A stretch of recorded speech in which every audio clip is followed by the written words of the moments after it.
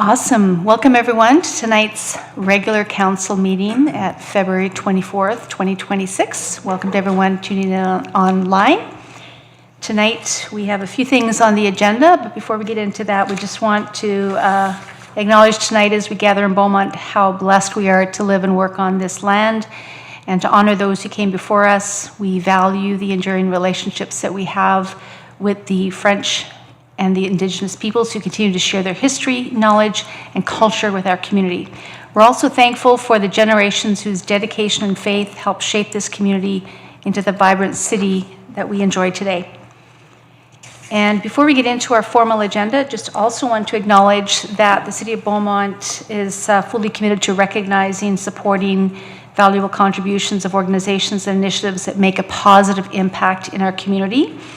And February 25th, 2026, I hereby proclaim that is Bullying Awareness Day on February 25th, 2026, so that is tomorrow. And then March 8th, 2026 is International Women's Day. On behalf of Council, thank you to everyone who helps give meaning to these important days of significance in our community, and you can see more details on our website regarding these events, proclamations. So without further ado, we are going to call the meeting to order. Already I did that. We're going to have the adoption of the agenda. So I'll need one of the councillors. And Councillor Hyde. Madam Mayor. Oh. Sorry, administration does have one addition to the agenda, if I could put that up. Absolutely.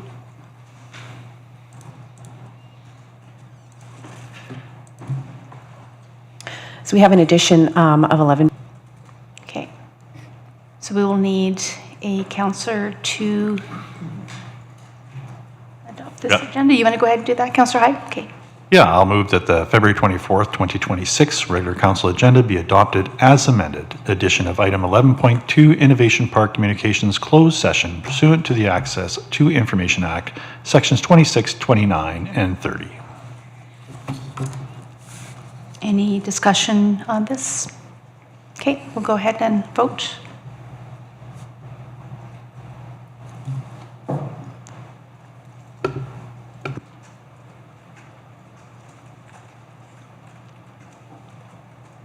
It's not showing up yet. You don't have it available?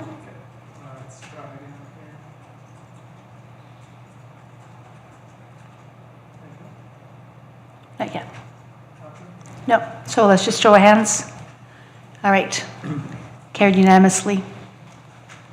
We'll keep working on that one. Just let me know as we go along. I am going to now go to the amendment, correct?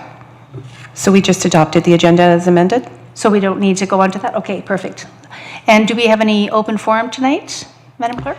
No, Mayor, there are no registrations for open forum. Okay. Then we'll go on to the consent agenda. So notice the starred items on our document are all part of the consent agenda. So are all part of the consent agenda. So before we make a motion to this consent agenda, Councillor Cole-Smith. Thank you. I'd like to pull 7.1 from consent agenda, please.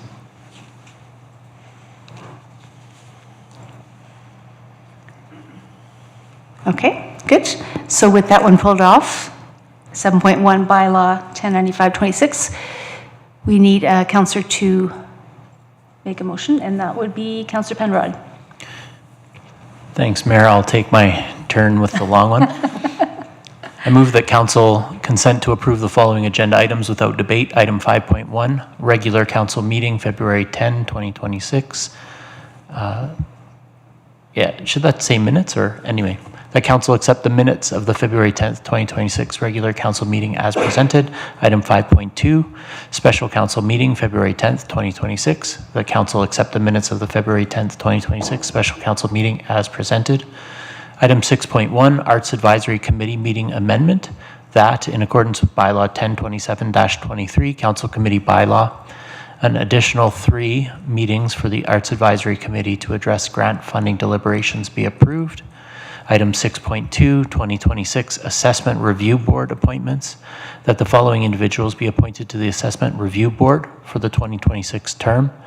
1, Raymond Ralph as Chair of the Assessment Review Board. 2, Gerald Amorin, Capital Region Assessment Services Commission as Assessment Review Board Clerk. And 3, Darlene Chartrand, Shirley Exley, Tina Grausco, Richard Knowles, Marcel LeBlanc, Roland Murkowski, and Raymond Ralph as panelists of the Assessment Review Board. Well Felt done. like a vision exam. Yeah, well done. CDB, AZY. Awesome. So Councillor Penrell will move that, and we'll just need a vote. Any discussion on any of that? Okay, we'll go to a vote. Let me know if it's working. Okay, we're going to raise our hands. All in favor? Councillor, carried unanimously. Awesome. All right, so that leads us to all the way down to 6 point Raymond, correct? Planning Development Projects update? Or no, I'm sorry, Mr. Wong. What microphone would you like me to put on, Ms. Raymond? Having a moment? No. It's okay. Let me know when you're ready. I know we kind of fast-tracked it down.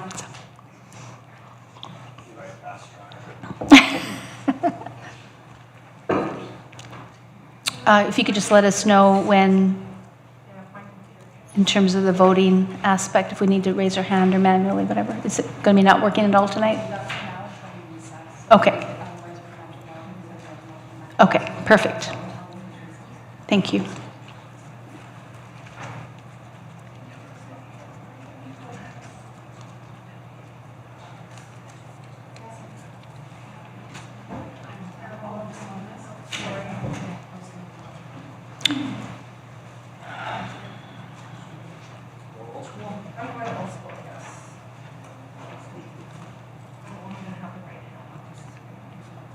Very sorry, it's not yours.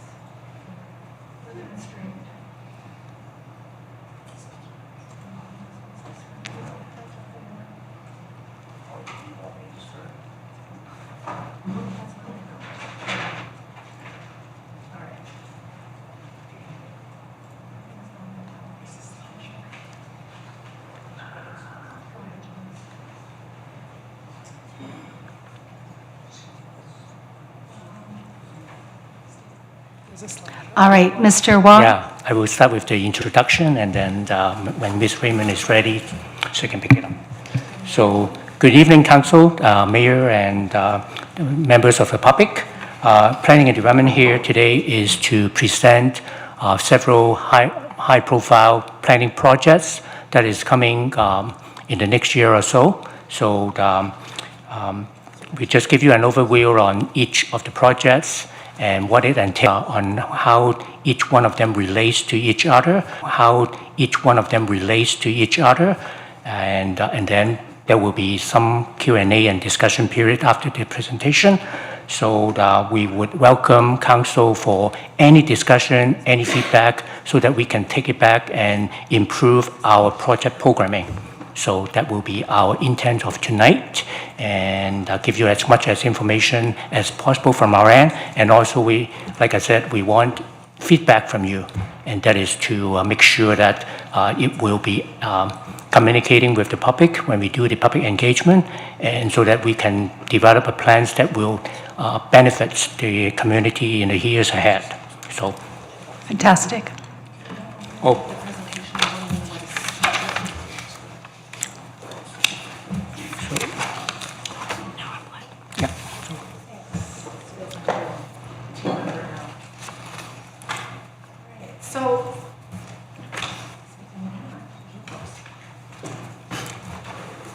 All right, Ms. Raymond? Thank you, Mr. Wong. Thank you. Sorry for that delay there, and thank you to Ms. Sharp for her computer.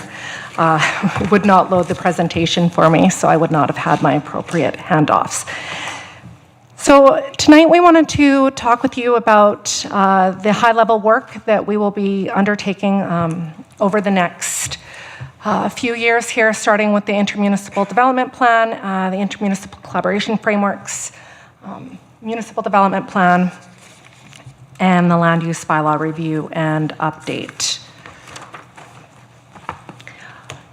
Towards the end of this presentation, we will have some information on the timelines and whatnot so that you can understand where those different touch points with council will be and how all of those different pieces will work together. So this is one of our favorite slides. We showed it to you, I think, on numerous different occasions here, but it really shows that planning system within the province. So every municipality in Alberta must follow legislation, regulations, and policies from higher orders of government. In the field of planning and development, these include the Alberta Land Stewardship Act at the top, in conjunction with the Municipal Government Act. Those are the first two in blue.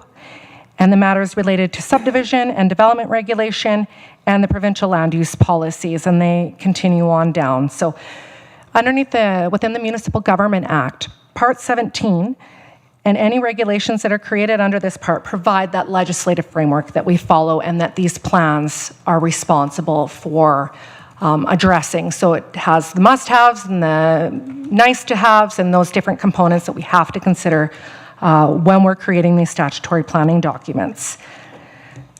So the MGA requires that we adopt 2 statutory plans, which are the intermunicipal development plan. We need to do that with every municipality of which we share a boundary with. So for us, that is Leduc County, and that is the City of Edmonton. And municipal development plan. We'll talk a little bit more about what that IDP looks like a little bit later here. The MGA also requires us to adopt a land use bylaw, and then we have to establish a subdivision authority and a development authority to make land use decisions in accordance with those documents for the municipality as that implementation and administration component. So an important characteristic of this diagram is that as the system moves downwards, the contents become more detailed in nature. So we start really broad and we get down into the nitty-gritty parcel detail right to what a landowner can do with their land, how that all develops, through to that development permit process. So we start with that regulatory framework, and then we're moving into the intermunicipal, where we're looking at the land uses around Beaumont's boundary, how we have seamless boundaries, how we're sharing services, but really that fringe area or that buffer zone between the 2 municipalities at that intermunicipal development plan level. And we're really talking about cooperating and working with our neighbors to plan growth and development. Then we get down to the next layer, which is really where Beaumont's vision of what the next 25 years look like. How is Beaumont going to develop, where the land use is going to locate, provides goals and objectives and policies that really set that direction for our master planning, and then the chief implementation tool at the land use bylaw. So that's really where that guidance for community and neighborhood is provided. We have responsible growth policies. We talk about how we're going to move goods and services, economic development, our environmental aspirations, and those sorts of things in there. And then when we get into the land use bylaw, that's that chief implementation tool. It's really that those are the rules and regulations about where buildings can be, where they relate to the roads, where they relate to each other, and what those different uses are. And we use subdivision to be able to create those parcels. And then just below the municipal development plan, you see the different master plans that Beaumont has, which provide that direction. So we've got the transportation master plan for our road network, social master plan for looking at that inclusivity and really providing for the well-being of our residents, the environmental master plan, recreation parks and facilities master plan, where we're talking about what kind of park services do we want to offer, what type of recreation, and how we're going to be distributing those different uses, and also, culture and those sorts of things. So that's where we would find items such as like performing arts facility and other different potential uses. And when we have those different plans, then we are implementing them as we review neighborhood structure plans or area structure plans. So one of the items through that, as you go with that, is that area structure plan. So that's providing that detail on a neighborhood basis. And we get a little bit more detailed. So depending on the scale and size of that area structure plan. Some neighborhoods, older ones like Dancer Meadows, use outline plans, but I'll just pull on Elon for a moment. You know, it's 8 quarter sections in our West Annexation area. It is too large for detailed planning to be in that area structure plan, so we need more details at the neighborhood structure plan level so that we can understand about transportation circulation, how the servicing happens for the roads, the water utilities, the wastewater, how all of that functions, stormwater, phasing. And so one of those items is we have the Elan Neighborhood 1, which has been building out for a couple of years now. And then we have Neighborhood 2, which is the city's neighborhood structure plan that we have for the lands south of Township 505 or 50th Avenue, around the ball diamonds, potential school site, that sort of thing in there. And then we also have a new neighborhood structure plan that is being proposed right now in the area that is in the northeast portion of that of the Elan area, adjacent to 510 and 243. So as part of that, you know, we accept those applications, we review them. They go through many rounds of different engagement and review to make sure that the technical documentation that's associated with them is correct and it makes sense and it's serviceable. We're looking at comments from neighboring landowners and other people that would be in that plan area to help us refine the land use concept. And that's where we're at right now, is refining that document. It's out for preliminary circulation right now. We're going to take those comments back. We will then address them, work with the applicant to revise them. You know, that might be the road network. It might be the park spaces aren't programmable. They're not in the right location. Where are we putting these different mixes of land uses? So we're going to be looking at that, and then it will go out to a broader public open house or some other engagement where we're inviting everybody to kind of come and provide more comments on that when the draft is in a more finalized place where reasonably this is what's going to go forward. We can expect that, and then this would be what would be then refined one more time, depending on the comments, and then it would be brought to council for approval as a bylaw. So go through that process of first reading, we'll have a public hearing, we'll notify everybody again to come and provide council with their views and their opinions on the plan. And then council will have that opportunity to deliberate that and to make a decision on that neighborhood. So you'll see those coming through here in more detail soon.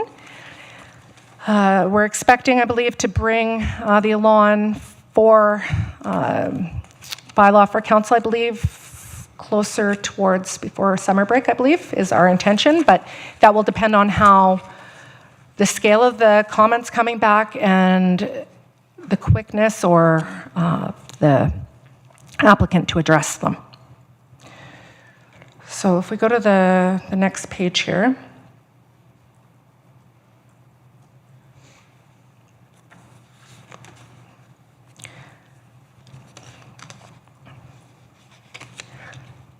So, you know, when we talked about that, we've got that vision, that desired state. You're going to have a lot of opportunities to provide the input into these different plans here as it goes along, and we're looking at those different levels. I've stolen somebody's notes, and at some point they're going to jump in, or I'm going to keep talking. I don't know where the transitions are anymore. I'm sorry. Am I this? This is me. It's Matthew.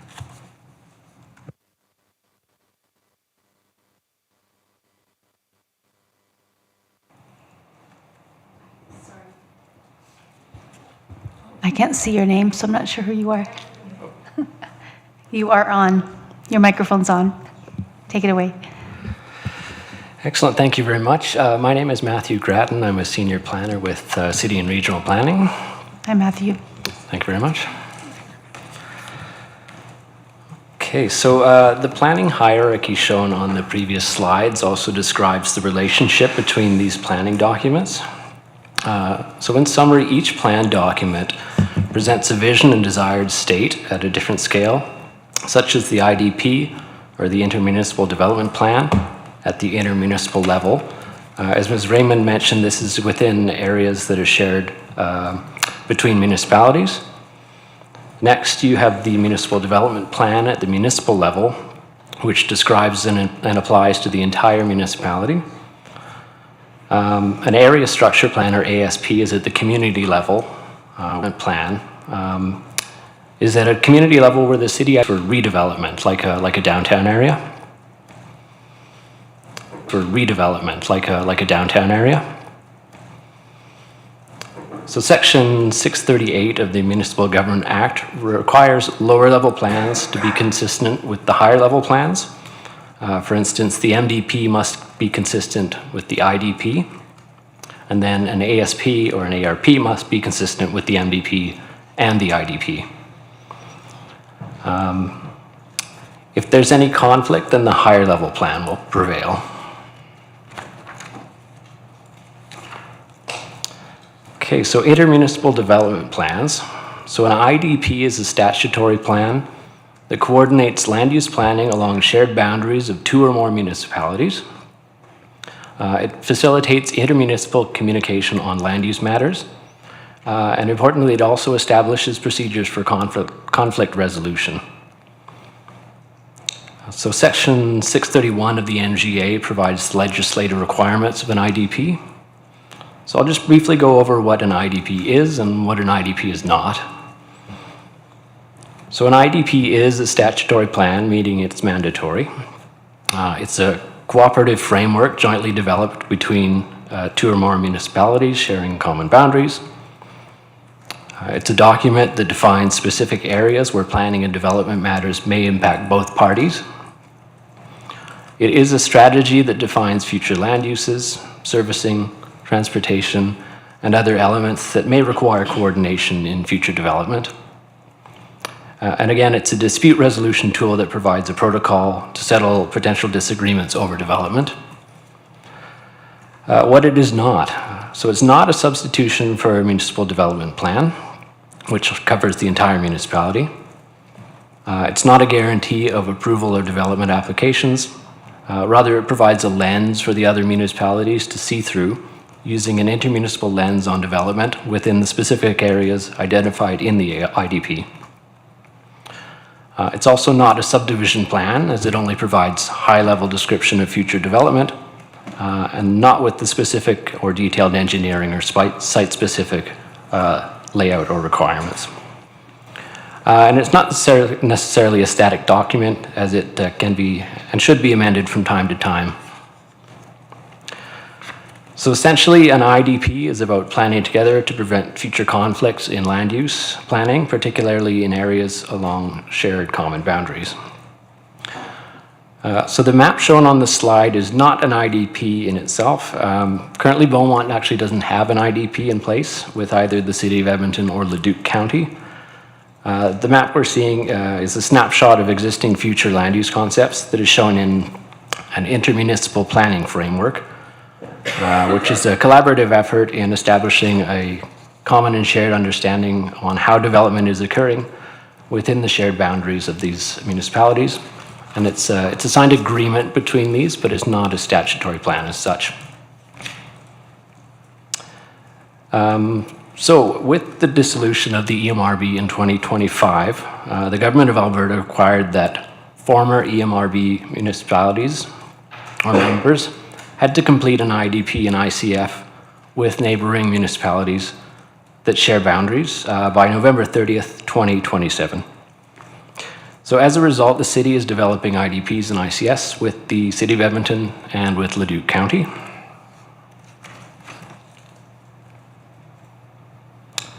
And so the study area shown on the map, which is the red dotted lines, is the area where an intermunicipal lens will apply when a development application is made to the host municipalities. And this will trigger the intermunicipal referral process to allow other municipalities to provide input on the development application or plan. And then the dispute resolution process set out in the IDP tries to minimize the costs and resources involved in an intermunicipal dispute. So in this way, the IDP tries to rely on negotiation and facilitation before going into mediation and arbitration, and then on to the quasi-judicial process, which would be the Land and Property Rights Tribunal or the court system.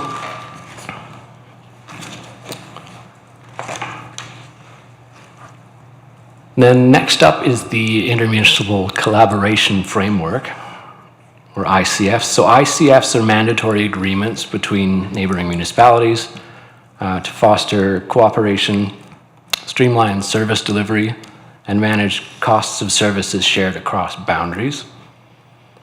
So again, the MGA provides the legislative requirements of developing ICFs.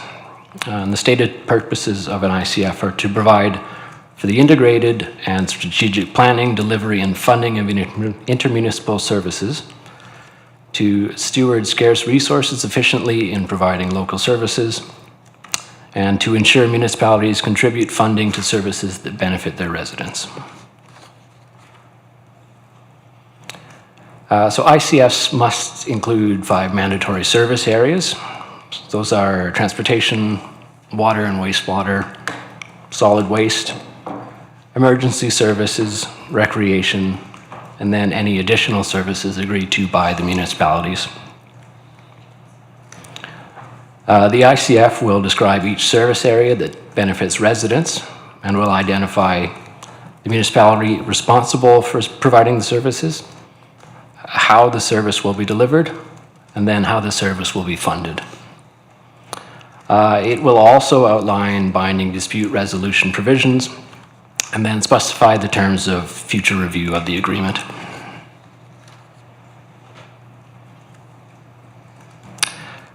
So the ICF was first introduced through Bill 21, which is the Modernized Municipal Government Act back in 2016. So at the time, it required all municipalities to enter intermunicipal collaboration framework agreements, except for members of a growth management board, of which the EMRB is one.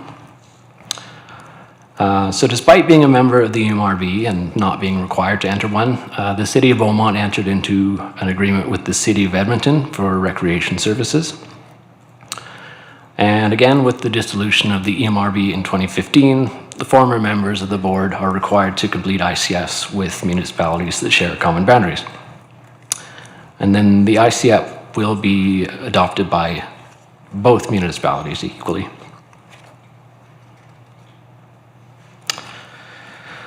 So, having described the contents and function of each planning document, the following few slides will describe each of the projects that planning and development will undertake in the upcoming months.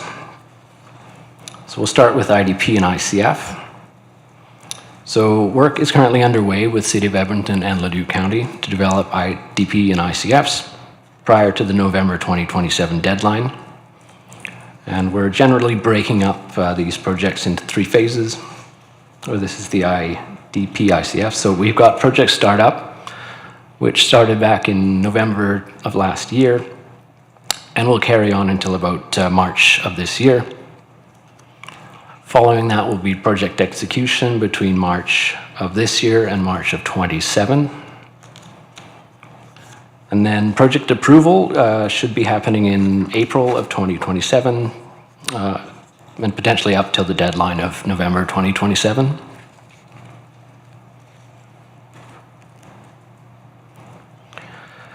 So Project Startup's going to include preparing the project charter with the City of Edmonton, which is currently complete.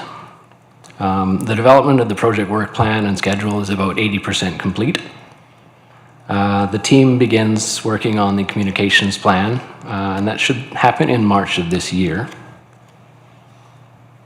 For project execution, beginning in March 2026, an important aspect of this phase is going to be to assess the current situation and to identify if there are gaps that need to be addressed in the IDP or ICF. It'll involve data collection and information between the partners. And all parties are committed to work collaboratively and cooperatively in the development of both of these plans. And depending on the communications and engagement plan that's finalized, the working group will update the respective councils and the public on the development of the IDP and ICF.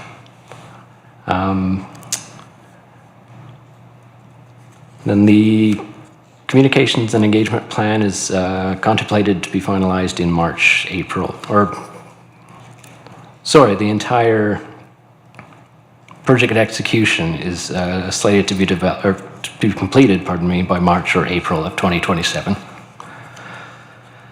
And then the last phase of the project is getting the IDP, ICF with City of Edmonton and Leduc County approved by the respective councils. And again, this is anticipated to be completed prior to the November 30th, 2027 deadline.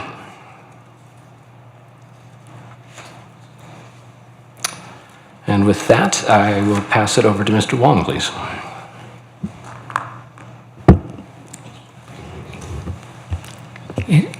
Yeah, it's me again to talk a little bit about the Municipal Development Plan. In short, it is the MDP that we all, always refer to.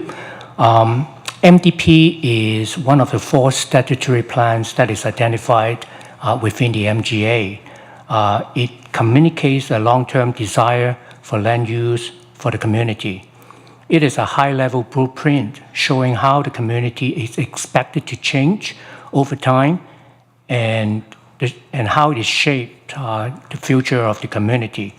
It is also served as an important it serves as an important decision-making tool to council, administration, residents, developers, builders, and all stakeholders to guide the future growth and developments in the community. So our current, our complete communities, the Beaumont's MDP, a land use map is shown on the slide, was adopted back in 2019.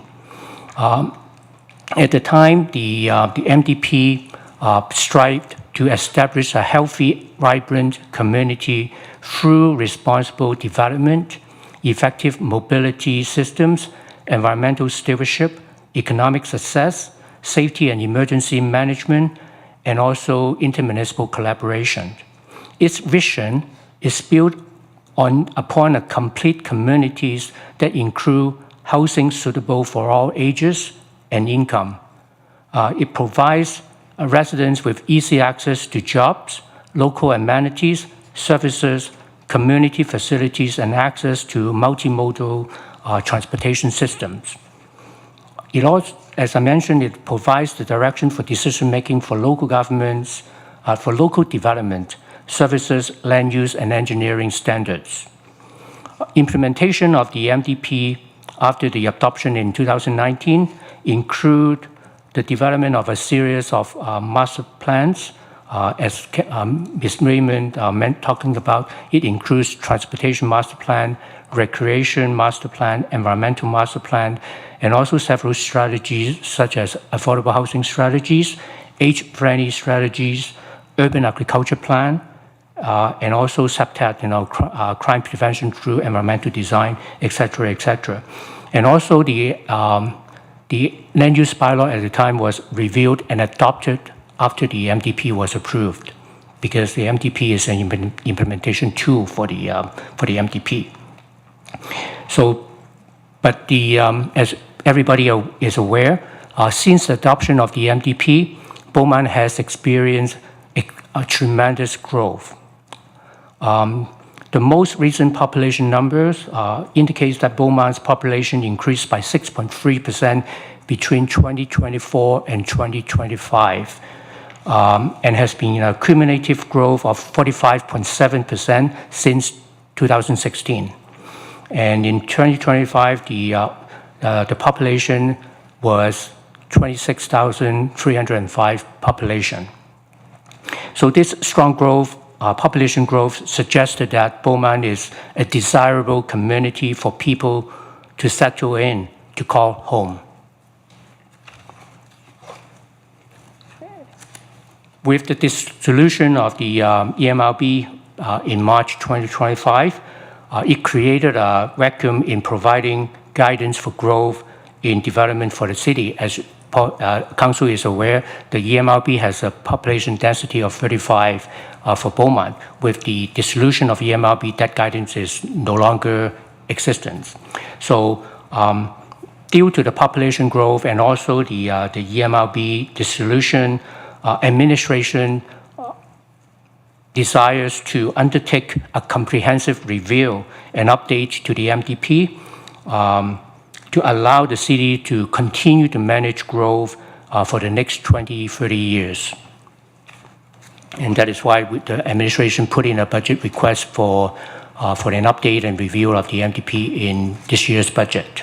And graciously, Council approved the budget, so we are undertaking that project. So this slide shows you some of the topics that will be explored in the MDP, and a lot of them are directly from the MGA, Section 632. That is a section that is regulating how municipalities are doing MDP. And these are some of the topics that are mandatory, that the province requires a municipality to include these topics in the MDP, such as future land use pattern, growth management, urban form and neighborhood design, transportation system, environmental management and community resilience, economic and commercial development, park recreation and culture, intermunicipal planning collaboration, and also we will be working on a financial and fiscal impact to the growth management. So we know how everything will be juxtaposition with each other. So as a project, there will be 3 phases: project startup, project execution, and project approval. So the timeline breakdown is we have started the project startup phase of it already. Started in January and will be going up to around June. We have a project charter. You can go to the next one. Sorry. We have a project charter that is drafted already, and we are working on a work program. And the next, one thing that in this phase is also to establish a city working group, which consists of a member from each department, because as an MDP, it affects all the facets in the organization. So we want to have input from every department in the working group. So we will be recruiting members starting next month. Once we have the project charter is finalized and the work plan is almost complete, so we will be working with the working group and lay out all the steps and the participation, timing, resources required, so to speak. And then the project team is also creating an inventory of relevant background information now, because it involves not only land use, but also economic aspect, population demographics, social aspect, transportation, and what is the current best practices in planning and development, not only in Canada, but around the world, to see whether there are something that is applicable for us to lend a hand on. And also we will be working with council throughout the process. And tonight is the first touch point with council to present you with, for example, the work plan. And in the next slide, there will be some things that administration is planning on doing. So we will get some feedback from you. So the next phase would be project execution. It will be after we acquire the consultant services.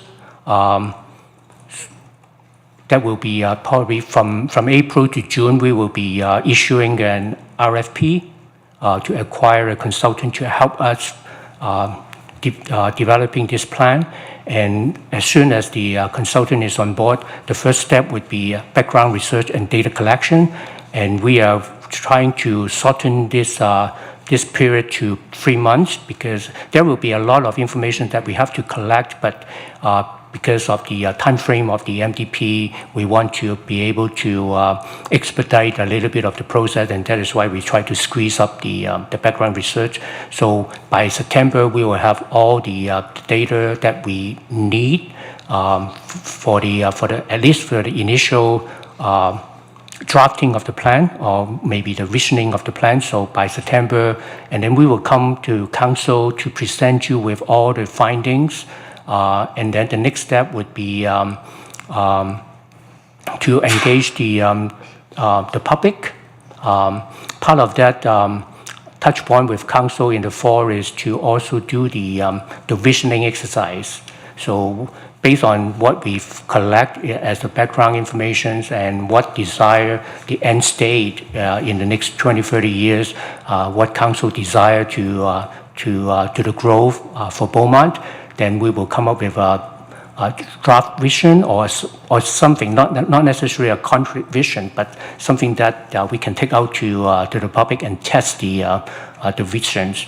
And also, what are some of the goals that we want to achieve, some of the outcomes that the city wants to be in 20, 30 years from now, and what are some of the guiding principles to establish some of the policies, not only in land use, but also in other areas, for example, environmental management, transportation network, and even social side. So we will be coming to council in the fall to have a workshop with council to get that before we go out to the public for the public engagement. So some of the questions that we are thinking about collecting in this stage of the project will be, we will be examining what has changed since 2019, since the adoption of 2019. This would include planning theories, planning best practices, as I mentioned, growth and lifestyle changes in the Edmonton region that will affect Beaumont, and how this external and even internal forces are affecting the community's lifestyle or quality of life, and how do we react to that. And we also have to establish baseline information. For example, we need to update the population and demographic information and projection, because as I mentioned, this plan will be looking into the next 20, 30 years. What is the population projection like in 30 years, in high, medium, and low scenarios, for example?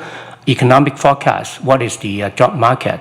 What is the industry outlook in the Edmonton region, and how Beaumont will be able to adapt to that? So, and the other things such as the demand study, market demand study, for example. What do we need as a community in the Edmonton region, and how Beaumont will be able to contribute to the regional growth. One other aspect is we will develop different growth scenarios, such as based on populations and economic growth. We will estimate, for example, the housing supply, for example, and how that affect the demand, and how that affect the land consumption rate, and how that affect affordability, those things. So we will have different growth scenarios that will be presented to council for discussion. As I also mentioned, there will be discussions about what are the guiding principles on policy development, policy directions, and based on that, we will determine what changes would be required in the next MDP.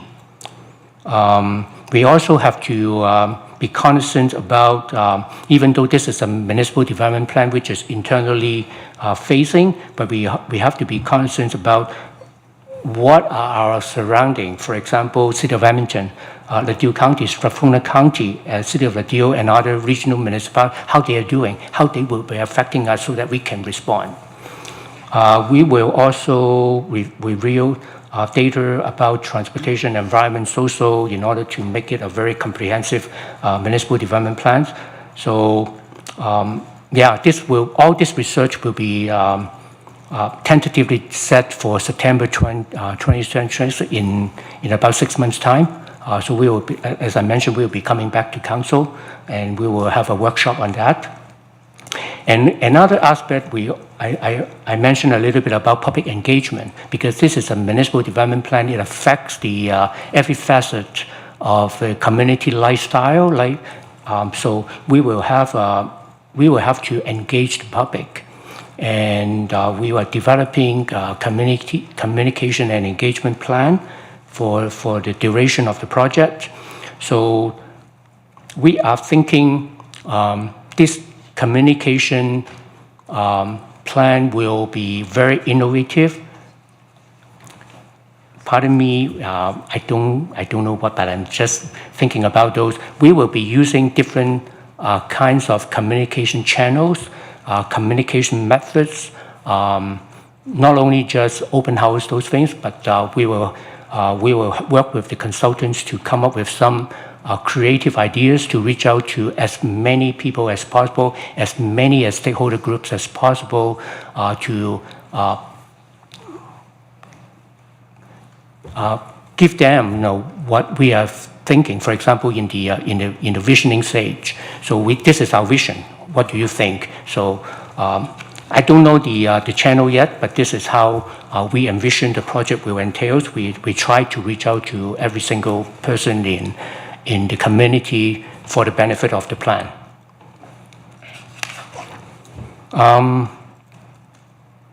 So basically, also during the execution, after this engagement, we will take all the input and start analyzing the data, and then we'll be putting in,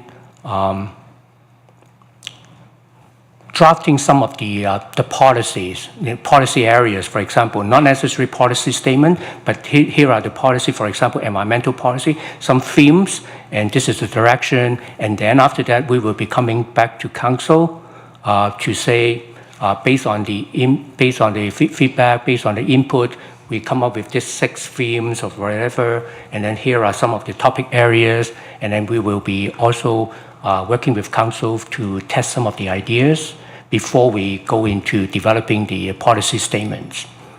And yeah, so the topics, like I mentioned, it will be in the previous slide, in transportation, in environmental resilience, in economic and commercial development, social well-being, finance and operation impact, intermunicipal collaboration, et cetera, et cetera. So we are hoping that by the end of 2027, we will have that draft done. We will be presenting back to council before we start the approval process, which is the final stage of the project plan. So because also with a new plan, we need to circulate the plan to other government agencies and departments. So we are hoping we'll be sending it out in January 2028. And after that circulation to other external agencies, we will have bring it back to council for first reading in March. And because it's a statutory plan, we need to do a public hearing before second and third reading. So I'm hoping we will be done. I put in April, and I'm thinking it may be March, April, depending on the timelines, how fast we can move forward with the circulation. Yeah. So it's a long process. It's like sort of like 18-month process for that. So I'll be talking about the last project that we are going to be presenting before handing it back to Ms. Raymond. So the land use bylaw, as mentioned earlier in the presentation, it's not a statutory plan, but an implementation tool, and it implements the municipality's planning documents and policies. Through the land use bylaw, they establishes what can actually happen on land. So on one level, what uses can occur on a parcel of land, and then the siting of the building itself, which is often described as how high, how far from the property lines, and how many or how intense the use can be. As part of that, you can also look at building materials and aesthetics, things like landscaping, access, parking, lighting, signage. So based on that list, you can see that it's often technical in nature and at the level of regulations. The land use bylaw is approved by council. So seeing how all of this fits together, council approves the vision and the guiding documents through the municipal development plan. Council approves the land use concept through those statutory plans like the area structure plan. And then council approves those rules for development through the land use bylaw. Administration then interprets and applies those rules, applies technical knowledge, and in some cases where applicable, professional discretion. So one thing that's important is that common law has stipulated that when you're looking at development proposal, the land use bylaw is what prevails over any other plans and policies, which is why it's so important that those regulations at the level of the land use bylaw reflect the vision of those higher order plans. So the Municipal Government Act requires all municipalities in Alberta to adopt a land use bylaw. Thank you. And stipulates the requirements and contents of the land use bylaw. So while it's a mandatory document, it is not a statutory plan, and as mentioned, it's an implementation tool. So one aspect that's required is that the city is divided into different land use districts and then provides a list of what are the permitted uses in those districts and what are the discretionary uses in those districts. It also establishes methods for making decisions. So for example, delegating a development authority and defining who in the municipality is able to make development decisions on behalf of the municipality. It also outlines how affected people will be informed of those decisions. And it provides direction to deal with enforcing non-compliance of the land use bylaw. So the current land use bylaw 94419 was first approved in 2019. So in seeking to translate that vision of the MDP, the land use bylaw took a hybrid approach. So the two elements of that hybrid is one, a more traditional land use concept that defines those uses, what is allowed where. But then also the other side of that is putting higher emphasis on things like development standards that focus on physical form, integration with surrounding uses, relationship with private and public realm in the design, character, and appearance of the building. So as a result, there's a broad range of mixes of uses that's permitted in each district, emphasizing the physical integration of it. So not so focused on separating uses, allowing a variety in one place, but really focused on how those go together based on physical design. So since adoption, the land use bylaw has been subject to continuous improvement, and as a result, there has been several amendments made to the land use bylaw over the years. Some of them have been driven by, legislation. For example, cannabis retail became legal within the time of that land use bylaw being adopted. Some of them were through motions with council and refining certain areas like parking regulations.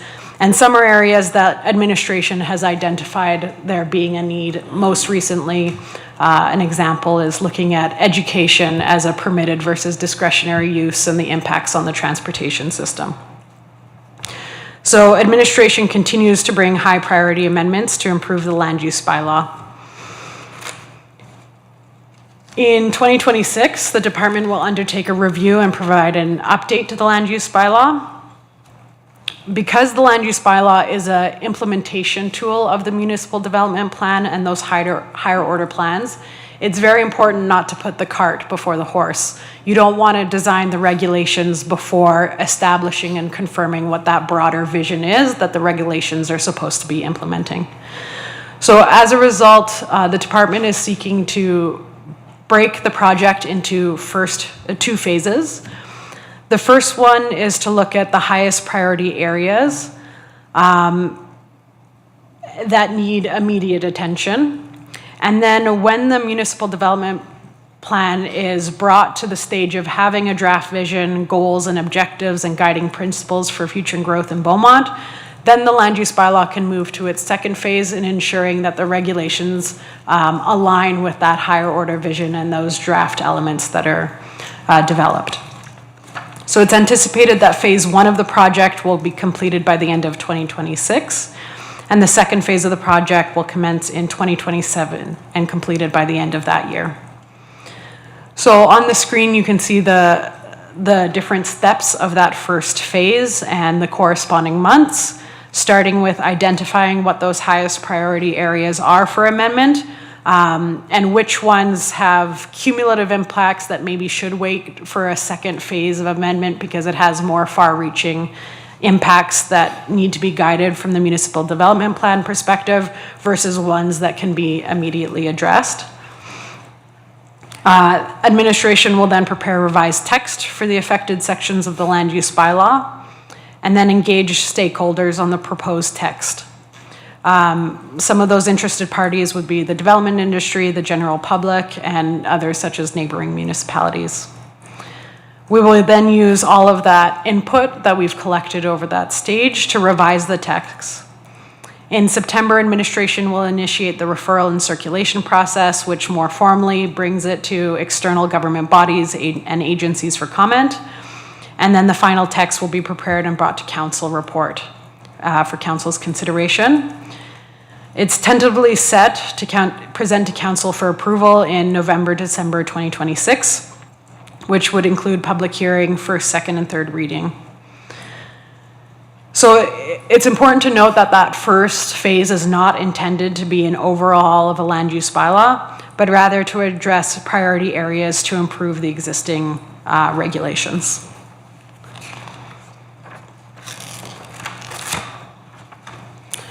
It's anticipated that phase 2 of the land use bylaw review and update will start in early 27 to align with the MDP project. And at this time, it's expected that the updated vision, goals, and objectives, as well as guiding principles, is drafted. And the information will be needed to start considering what needs to be changed in the land use bylaw to help implement and potentially revise the MDP.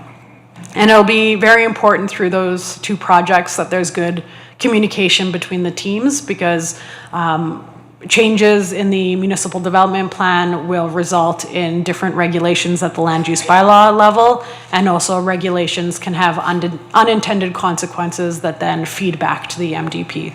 So there'll be close working groups between those two projects.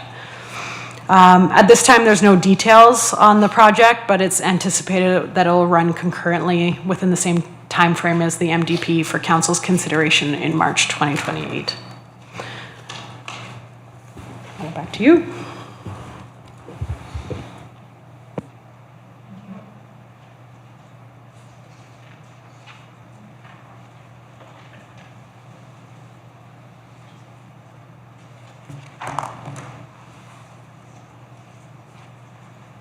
I'm sorry.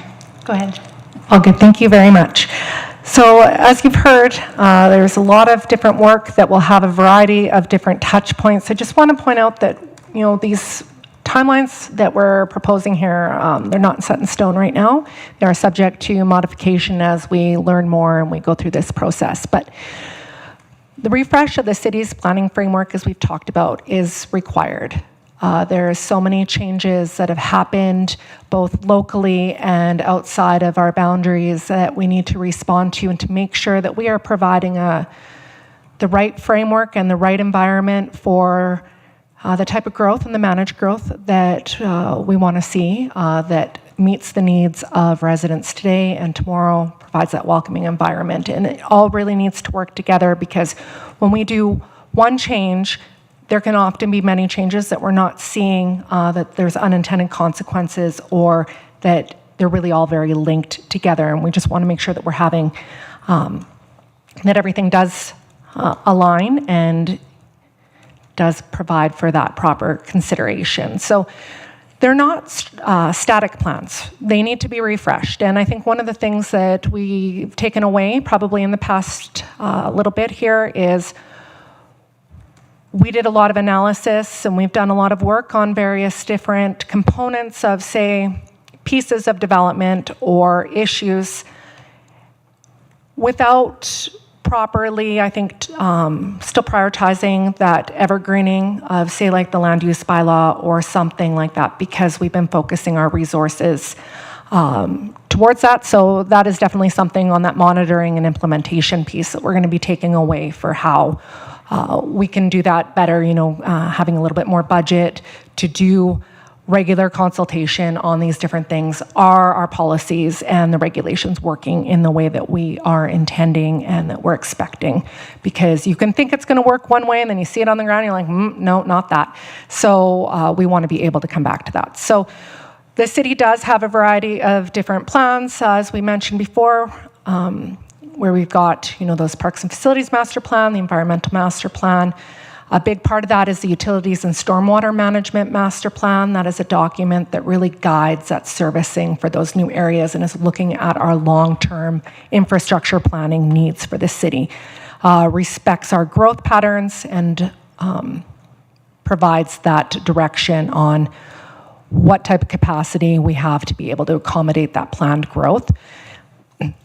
And those all really need to work together. So we need to start at the MDP level, as we mentioned here. If we could go to the next slide.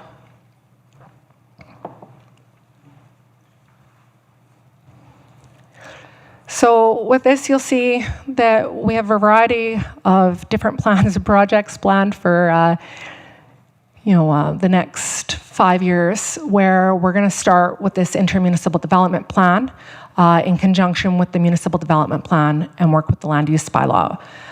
One of those items within that land use bylaw are our urban design guidelines. That's where we're looking at that character and quality and durability of expression of what we want our built form to look like in terms of our major commercial or our city facilities. This building that we're in right now is actually the first building built under the French Village Design Guidelines that were first in 1990. And we've updated them to look at some more modern expressions, but also focusing in on what were, I guess, some of the better places, I think, to focus our time and attention, because it really wasn't clear in the last iteration before this one about, is it on the building or is it on the way that the building relates to the street? And so we've been working through how we can clarify that and also make it easier to administer and to streamline that for businesses, because that can be really tricky if you're going through multiple revisions on your, say, your commercial projects and getting different feedback. And so we've been really working through that. We're supported by an external design review committee made up of professionals. There's planners, landscape architects, engineers that are providing feedback on development plans. Then we've got our utility master plan. We do want to be looking at that on a about a 5-year cycle. Would be preference. I think the development community would like 3 years, but that's a lot of planning to be able to do that. But those costs go into our offsite levy. So when we're looking at the utility master plan, it's providing that direction.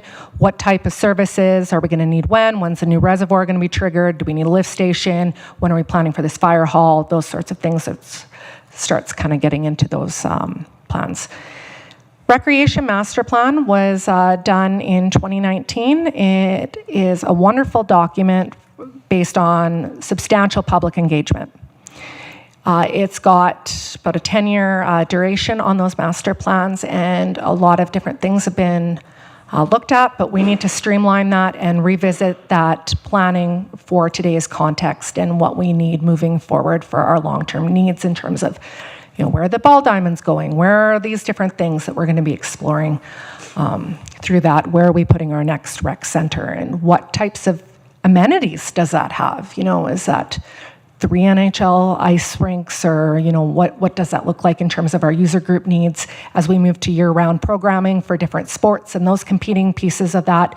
How are we supporting our CVOs and those sorts of things as they grow in their aspirations? So that's work that we'll be doing. That's one of the first master plans that we will be taking after we finish through the municipal development plan and the land use bylaw. It's one of those ones that I think our community uses recreation facilities like a community double our size, and it's really pressing, I think, when we're looking at that to make sure that we have a document that's up to date and current. So that's one that we're prioritizing. Our area redevelopment plan for Centreville, we'll be looking at, or we're proposing. General design standards, we would love to do that now, but the general design standards need to implement the municipal development plan, the land use bylaw, and the utility master plan. We can't have standards that are building 10 years previous when we want to be looking at how are we future-proofing our neighborhoods. What type of amenities are we expecting developers to pay? So we're going to be looking at things, like what does our trail network have in it? What are those standards? How many benches do we have on our trails? Are we lighting some of our trails? I know that there's been lots of discussion about lighting on trails, but we'll be looking at those different components and then providing those standards that then developers are expected to meet. How many trees do you have in a park? What type of trees are those? Are they providing shade, or are they all evergreen and they're going to drop sap on you if you sit underneath them? So looking at all of those different things, those are contained there, right down to how many garbage cans we're expecting in a park. Then we've got back to the offsite levy bylaw. So we have done work on our one soft levy so far, which is fire. We still are going to be exploring that, but the major overhaul is what's shown here in terms of updates to the offsite levy to make sure that they're current, that we're still, again, back to the utility master plan and the growth patterns and the staging. That's where this all kind of comes in, to make sure that growth is paying for growth and that it's equitable and that the people that benefit from it are providing those appropriate costs. Social master plan, environmental master plan coming in 2029, and then we're getting into some of those different strategies as it relates to affordable housing, age-friendly, and those sorts of things that you see there. So all of these things, we're showing them as potential timelines. They're all still subject to budget approvals. They will come through, and all those different components. So this is not to say that this is set in stone, that we're going to do this just the way that it's set out. And then, thank you. So this is one of the biggest ones we really want to talk to you about, was just where are some of the different touch points that we're thinking about right now, recognizing that we are refining these project charters, which is the project plan for these things.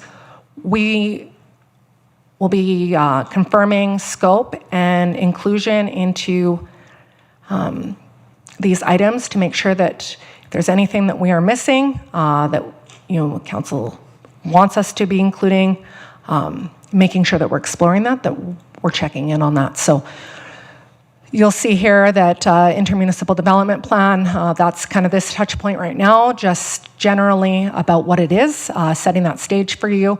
We will not surprise you with anything. Mr. Wong mentioned that we will be here before we go out to the public to talk about it.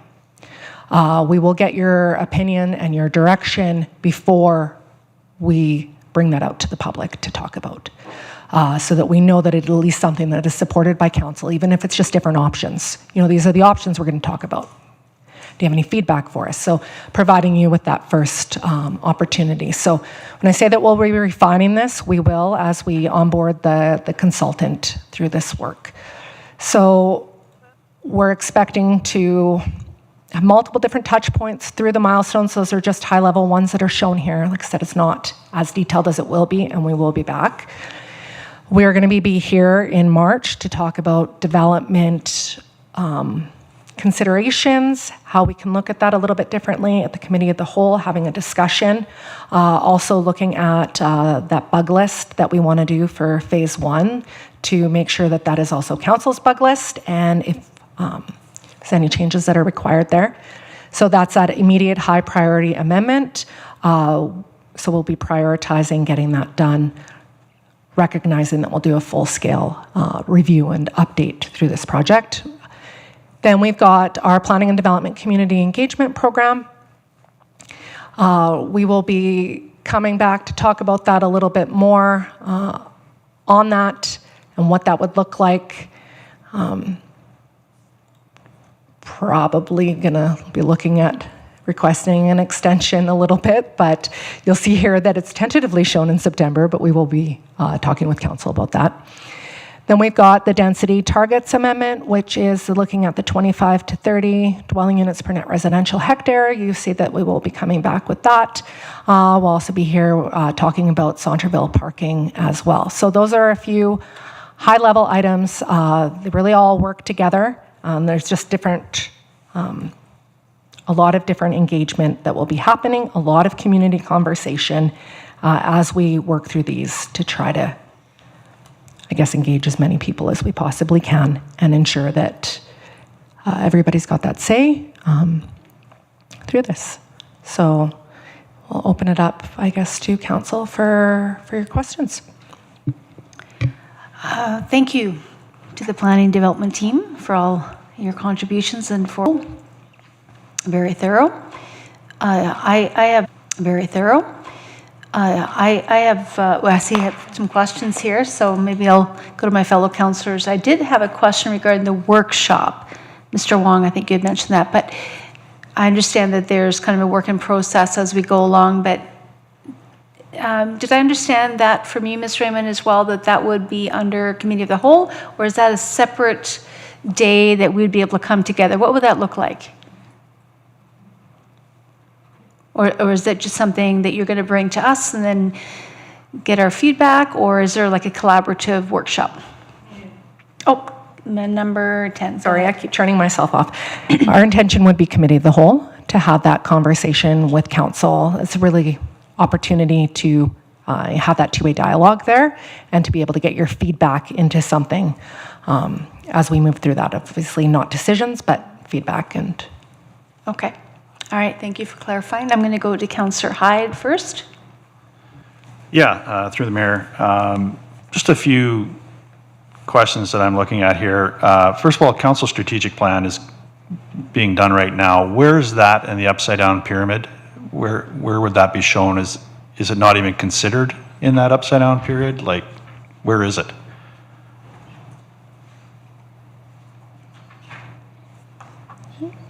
It seems like there should be something in there with council strategic plan, shouldn't it? Ms. Raymond, go ahead. We were identifying more specifically the planning framework as it's laid out within the Municipal Government Act and all those different regulations. Council's strategic plan is one of those guiding documents that typically sits and provides that direction into the municipal development plan, and it's usually about between the intermunicipal development plan and that municipal development plan. You usually see a dotted line off to that. Mr. Wong, did you have anything else to add on that?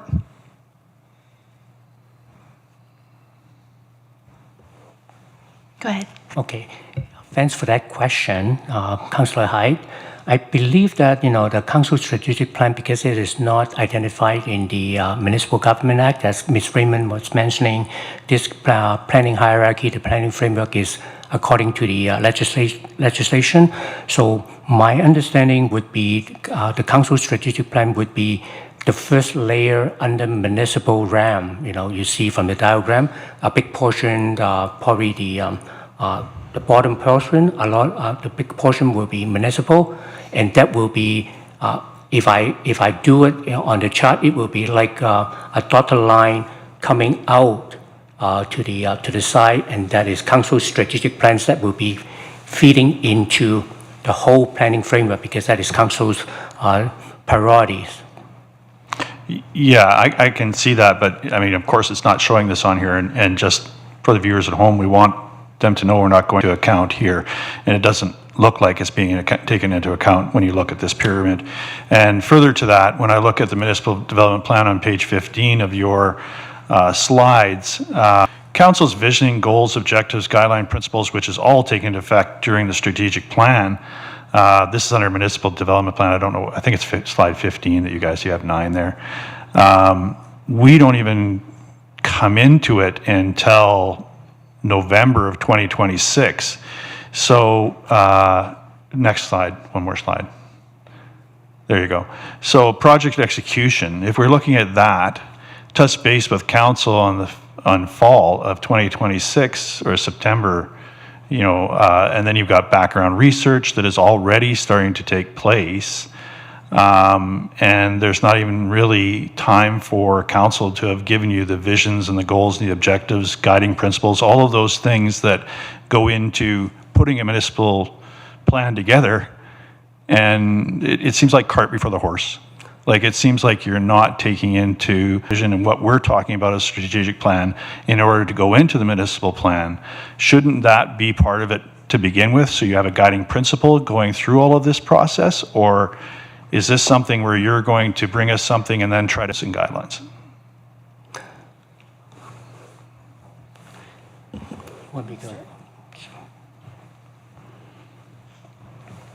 If I may just say here too, just in regards to the strategic plan, that is more of a kind of a changing document, with each 4 years. Kind of think as those are priorities for those 4 years, which the bigger vision though you're talking about in terms of the community and So I'm long-term looking planning. at what they're taking into effect is the vision, the goals, objectives, and guiding sessions. A lot of that is discussed during the strategic plan, correct? Yeah, so why wouldn't we take all of that before we would start all of this engagement into the rest of this? Like, it should be the guiding principles going forward, is all I'm saying. Yeah, or even from a macro level in terms of that. You want to speak Correct. to that, Ms. Raymond? Get your mic on.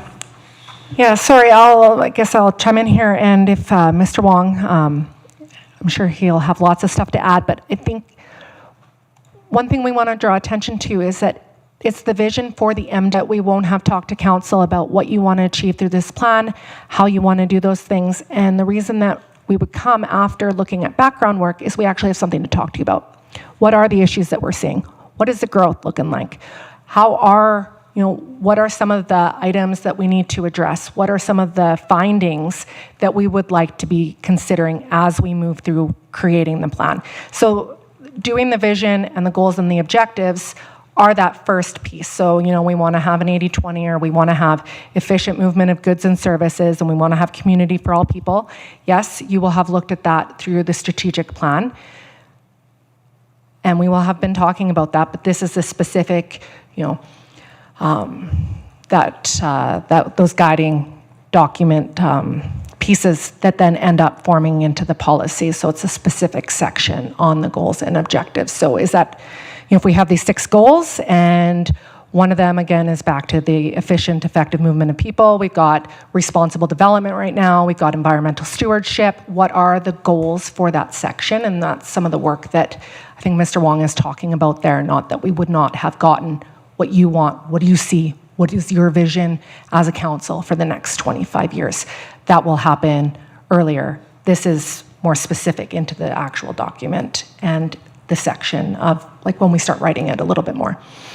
But I'll let my Mr. Schwartz talk about that. Yeah, I just want to acknowledge that the work that you're about to do in strategic plan and the visioning, and that's going to be a part of this. It's going to be part as far as the input's concerned.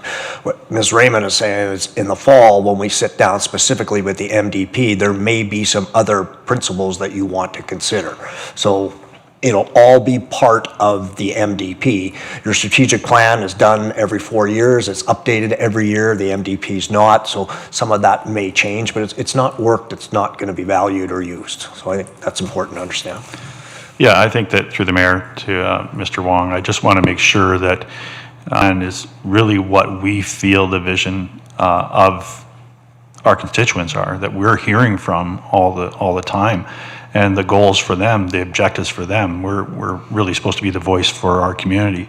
And I think that plays a huge role going into the MDP, and I want to make sure that that is heard up front and not put on the back burner until something else comes out of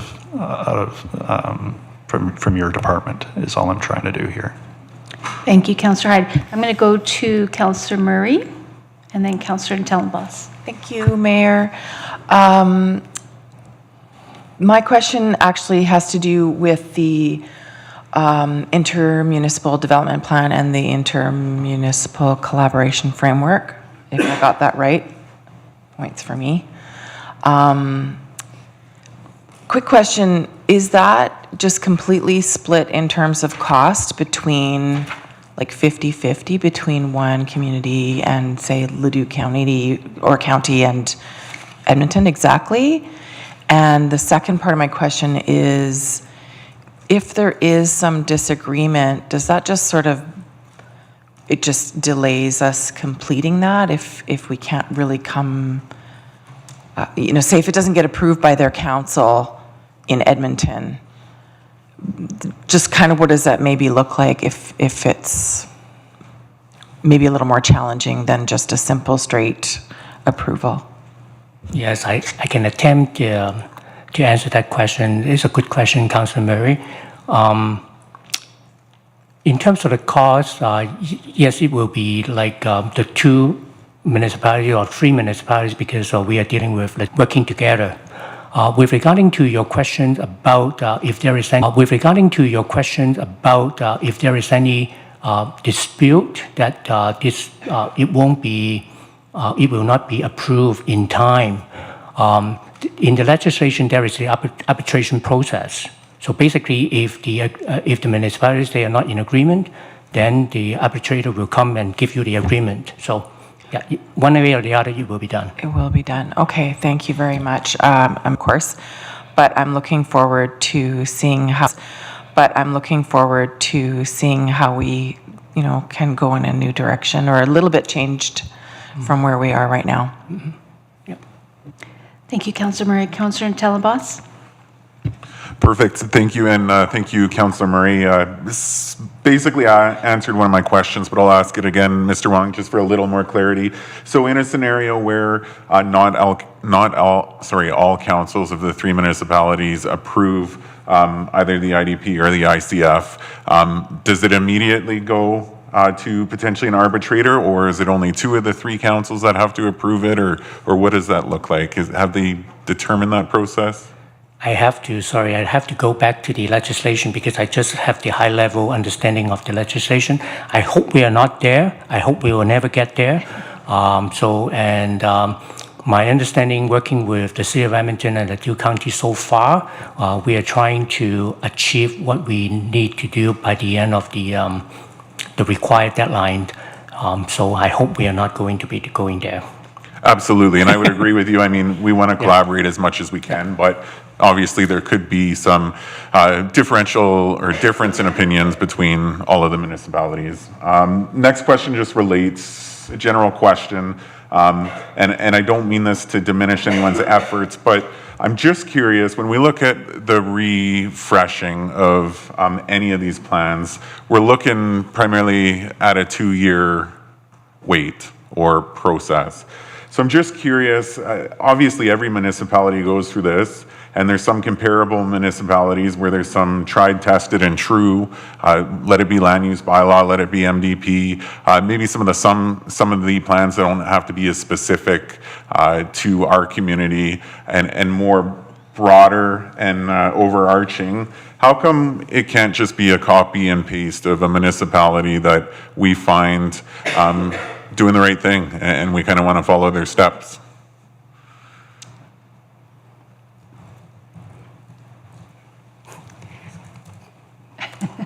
Ms. Sharp? Who's going to go in?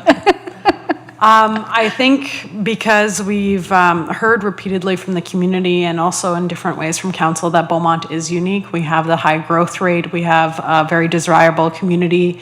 We have the French heritage. We have a growing area with new people coming constantly, and we don't want to just replicate what's happening elsewhere. We want to be thoughtful about our context and what that means moving forward into the future.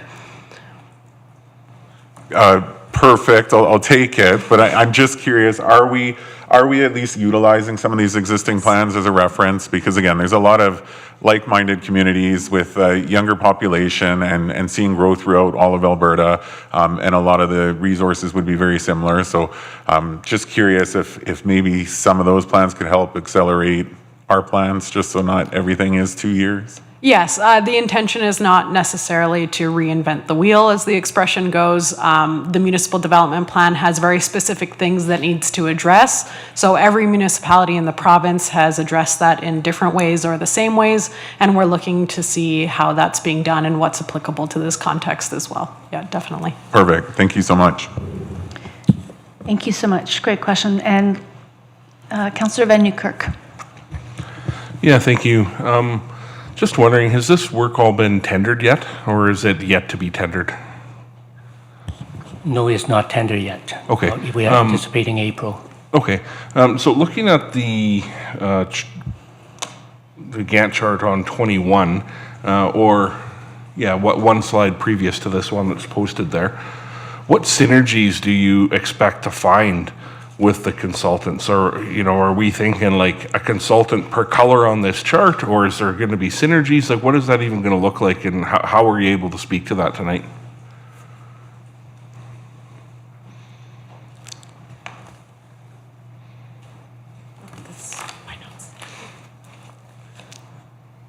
You mean the synergies in preparing all these plans shown on the screen? Yeah, are you hiring 20 consultants or 2 or 3? Like, I think it all originates with the. With a very solid municipal development plan, because that sets the stage for each component in the MDP. For example, transportation, and so the MDP will set the stage for transportation. And then if we are doing the transportation network, then we'll take the policies and do it. And also, on the screen, these are various disciplines. So yes, there is a common skills, but the subject matter is vastly different, because like a transportation expert may not be able to do environmental plan or social master plan or recreation. So it has to be, there are synergies in that in the high level policy direction, but then when you talk about setting strategies, actions to achieve some of the goals that the MDP want to achieve, that's some of the outcomes that you want to achieve, it has to go back to subject matter experts. yeah, for sure. No, I understand that, and I don't want to usurp any of the process. The reason I'm asking this is because firms that can do this work interdepartmentally and provide the best service, right? And I know that is the goal, but tonight I'm saying it out loud. I think one example that we put on the chart is if you see affordable housing and age-friendly there at the same timeline, and that is part of synergies because they're very similar in subject matter. Yeah. So, yeah. Ms. Raymond. Yeah, thank you for that. Just to touch on what Mr. Wong was saying, we're always looking for synergies. We're always looking for different opportunities, I think, to be able to advance those timelines and clarify that.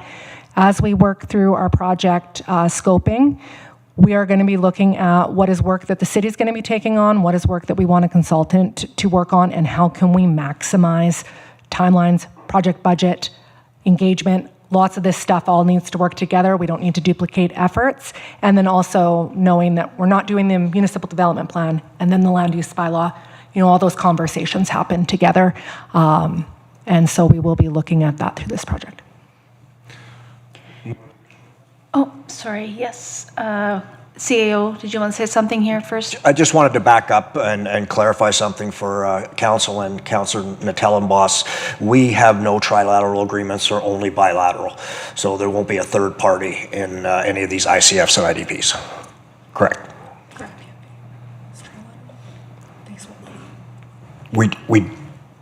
Sorry, go ahead. Sorry. We have the intermunicipal planning framework agreement. That is a trilateral one, but the intermunicipal development plan will only be with Edmonton. Then we will have one with Leduc County, which is what CAO Schwartz was talking about. Okay, go ahead, Councillor Van Newkirk. Yeah, thank you. I just wanted to pick up on where Councillor Hyde left off on the background review.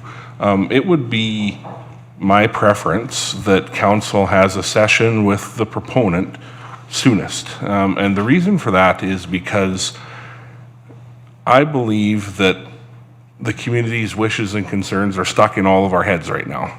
And if I was the consultant tasked with going through all of this, if I put myself in their shoes, I would sure love to know what council's thinking, what the community's thinking, and what that looks and feels like as I dig through all the background. Because if I dig through all the background information in this thing and then find out council was thinking something else, then I'm going back to the beginning. So, you know, it would be my preference. So I hear what you're saying, you know, administrative team about, you know, do the background, then come to council. But I really want to challenge that. I really think that hearing from council sooner in the process is going to benefit the process. So I'll leave that with you. And it's something to think about. So thank you. Thank you, Councillor Van Nieuwkerk. Yeah, I concur with that. I think if there's some way that we can get in there earlier, just to kind of have those thoughts out there, then I think it's helpful, and I think it's important as well. I don't have any more questions, any lights going up, so I'm going to suggest, first of all, thank you so much for bringing this presentation and for allowing us this question and answer period. We really appreciate it. We're going to take a 10-minute break. Do you need to move on to something? Yeah? Oh, I'm sorry, a motion? One more. I'm going to give you a mic. To accept the report. All right. We will have a counselor to, I'm going to go to Councillor Murray. Okay.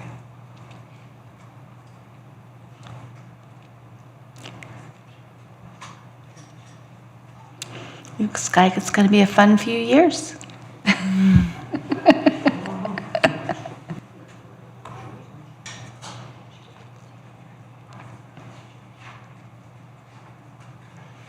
Okay, that the February 24th, 2026 Planning and Development Projects Update Report be received for information.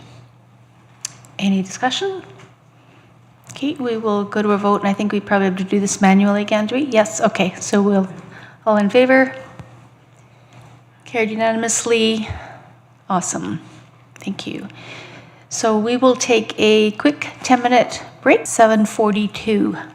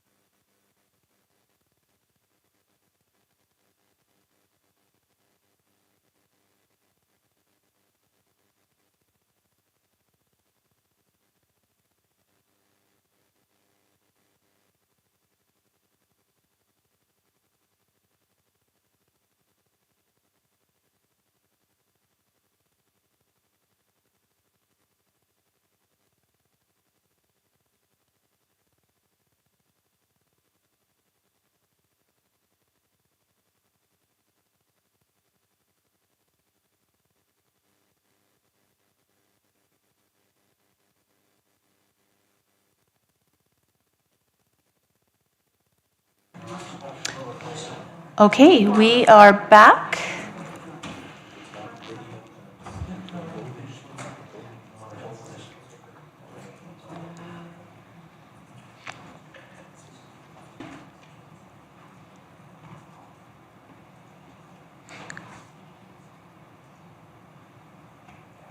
All right, ready to go? Awesome. Okay, we're going to continue on the agenda. We are now on 6.4, which is motion, so we'll let you read that. Perfect. So I move that administration develop and implement a targeted task force or coordinated enforcement campaign for a period of 1 month commencing March 1st, 2026, to ensure that builders are fully complying with all applicable Beaumont bylaws with continuous enforcement as required.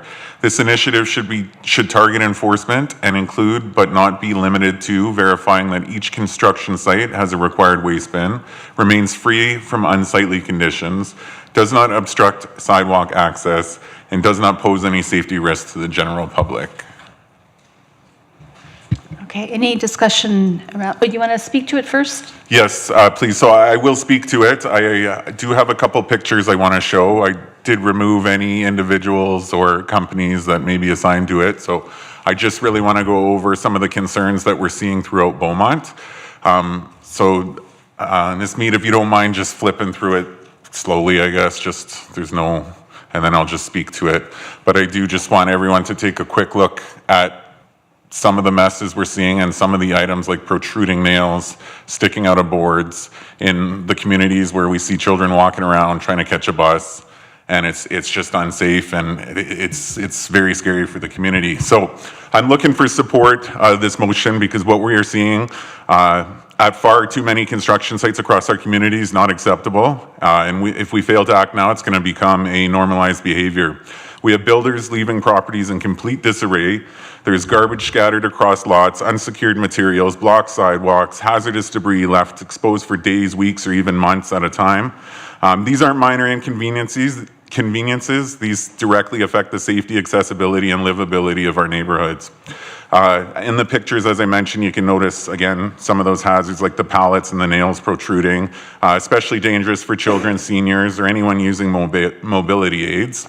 What concerns me the most is the precedent that this sets. When sites are left in an unsafe and unsightly condition without consequence, it sends a message that compliance is optional. Responsible builders, those who take pride in maintaining safe and clean sites, are put at a disadvantage, while others cut corners with no repercussions, and that's not fair, and it undermines the standards that we set and expect in Beaumont. So I realize growth is important. This isn't to impede growth by any means, it's to just make sure that we are enforcing the bylaws that we have in place. So to that, I hope I can count on everyone's support to make sure, again, this is a task force that focuses on this for a month, but that continuous enforcement happens throughout. On an ending note, I do know that some actions have been taken by administration, so I think I'll go to Chief Melvin if I can, if you would just like to speak quickly to some of the enforcement or education that you and your team have been able to provide. Go ahead, Chief Melvin. Through the mayor to Councilor Tellenboss. Several weeks ago, when we got the indication of how things were in Azure, we did, from a municipal enforcement piece, work that area fairly aggressive. And within a couple of days, we already started seeing compliance of what was going on. We provided council with some before and after photos that you're well aware of, and some ones last week also. During this time, our municipal enforcement folks have been targeting other areas. We'll have another update by the end of this week on where those things are at from a municipal enforcement standards, particularly tied to what we enforce in the community standards bylaw. So those things are done. I'll ask probably my colleague, Ms. Raymond, to give an update on what P&D has done from a developer standpoint and from their development compliance officer. Thank you. Go ahead, Ms. Raymond. Thank you. So in conjunction with our friends in municipal enforcement, we did participate in cleanup activities In the new developing neighborhoods, very few, I think, issues still remain with those, but word spreads, and the other neighborhoods are also looking much better as well with limited stuff. And I do agree that what we enforce is what we tolerate, and looking at that. So that is something where you'll see that, we've been taking some more enhanced enforcement measures on some lingering unsightly stuff that is nearby and adjacent. Long-standing signage on Colonial Fence has been removed. We'll share some pictures, but definitely something too where we've been asking for a long time and required some tools, but we got it off. So those are, I think, good news stories too, and helps to show that. So we have been in contact with the developers, the builders, whatnot, reinforcing that. There's been communications that have gone out with our friends in communications to remind people about keeping cleanliness, having one bin, those sorts of things. So lots of activity has happened and will continue to happen as we move through. And it's important to note, it's not just, as a result of the snow melting. It's highlighting issues that were already there, but compliance is a 12-month, it's a year-long project. Perfect, thank you. And thank you so much for the actions taken so far. Just a couple more words just to finish. As we can note here, this mentions March 1st as being a start date. I really want this enforcement and education piece as well, but the initiative and the campaign of letting folks who want to invest in Beaumont know that they need to take care of Beaumont as well. So again, I think the pictures explain themselves what I'm trying to achieve here, but I would appreciate everyone's support. Thank you. Thank you. Councillor Natellenbos? I'm sorry, Councillor Van Nieuwkerk. Yeah, thank you. Happy to support this, and also looking forward to seeing some. So should it pass and be supported, looking forward to see the associated messaging that would go to the community on this to really hammer home, the focus that we're putting on that. And from what I've witnessed, I am concerned that this has become a normalized behavior, and we need concerted effort to turn that around. As Chief Melvin said, city administration has been bringing some focus to that, so thank you for that. But what I want those who are doing construction work in Beaumont to know is that this isn't okay, and it's not going to be tolerated. So that's the message that has to be delivered from this room.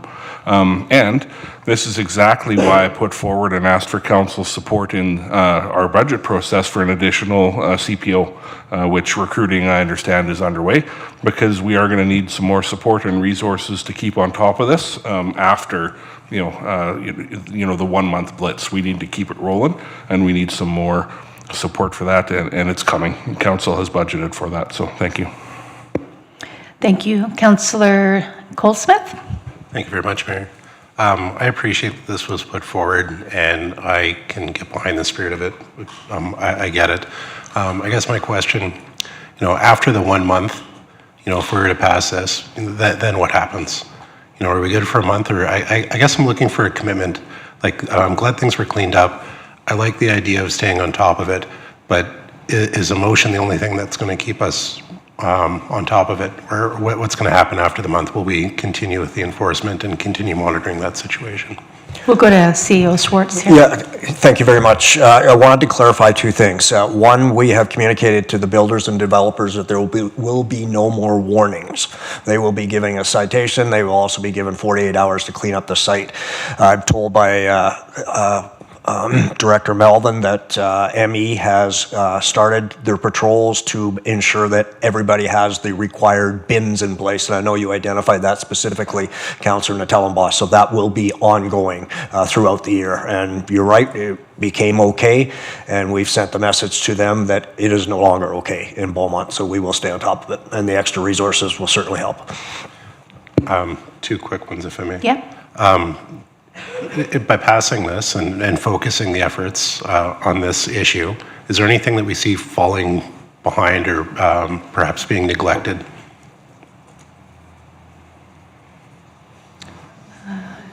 Chief Melvin. Through the mayor to Councillor Colesmith, obviously the CPOs are extremely busy within the community. We can't be everywhere all at the same time, so As we kind of flex to, as things become from the bottom to the top, those things will get addressed. We are hoping now with our 2 new peace officers, which we expect them to be on the ground in April and then kind of fully using their powers by midsummer. So we're hoping that we're able to keep up with the workload, but everything will depend on how much complaints is coming in, what traffic is doing, and a variety of things. So it's hard to speculate as things will drop off. Every day is a new day for municipal enforcement. We look at what the priorities are, what the calls came in overnight, and we kind of flex with that. Right now, a lot of our focus is on the unsightlies. But as you focus on one thing, something else obviously doesn't get the attention it's need.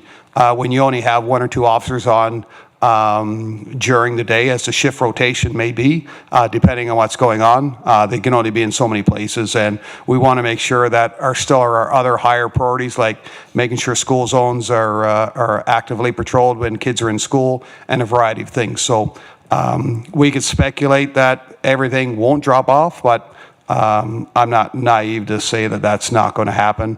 We'll continue with unsightlies, working with our P&D folks, and bringing those details to attention as it's a priority for council, and it's a priority for the community, so we're going to continue to do that.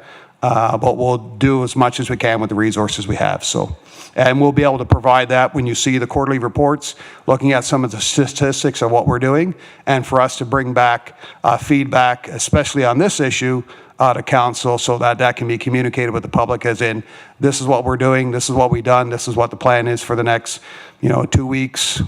And as the season rolls on, to certain programs that we focus on, when camping season comes up, we start focusing on RVs and parking and a lot of those things. So we will continue to do the duties as spelled out by council within our scope of practice. So I think that was a very comprehensive way of saying we can handle it. I'll take it as that. Thank you. Just one last one. The motion says that, or suggests that we'll make sure they're fully complying with all applicable Beaumont bylaws. Could I reasonably interpret that as saying that'll also include, like, say, business licensing for some of the trades, and confirming that they have the adequate license?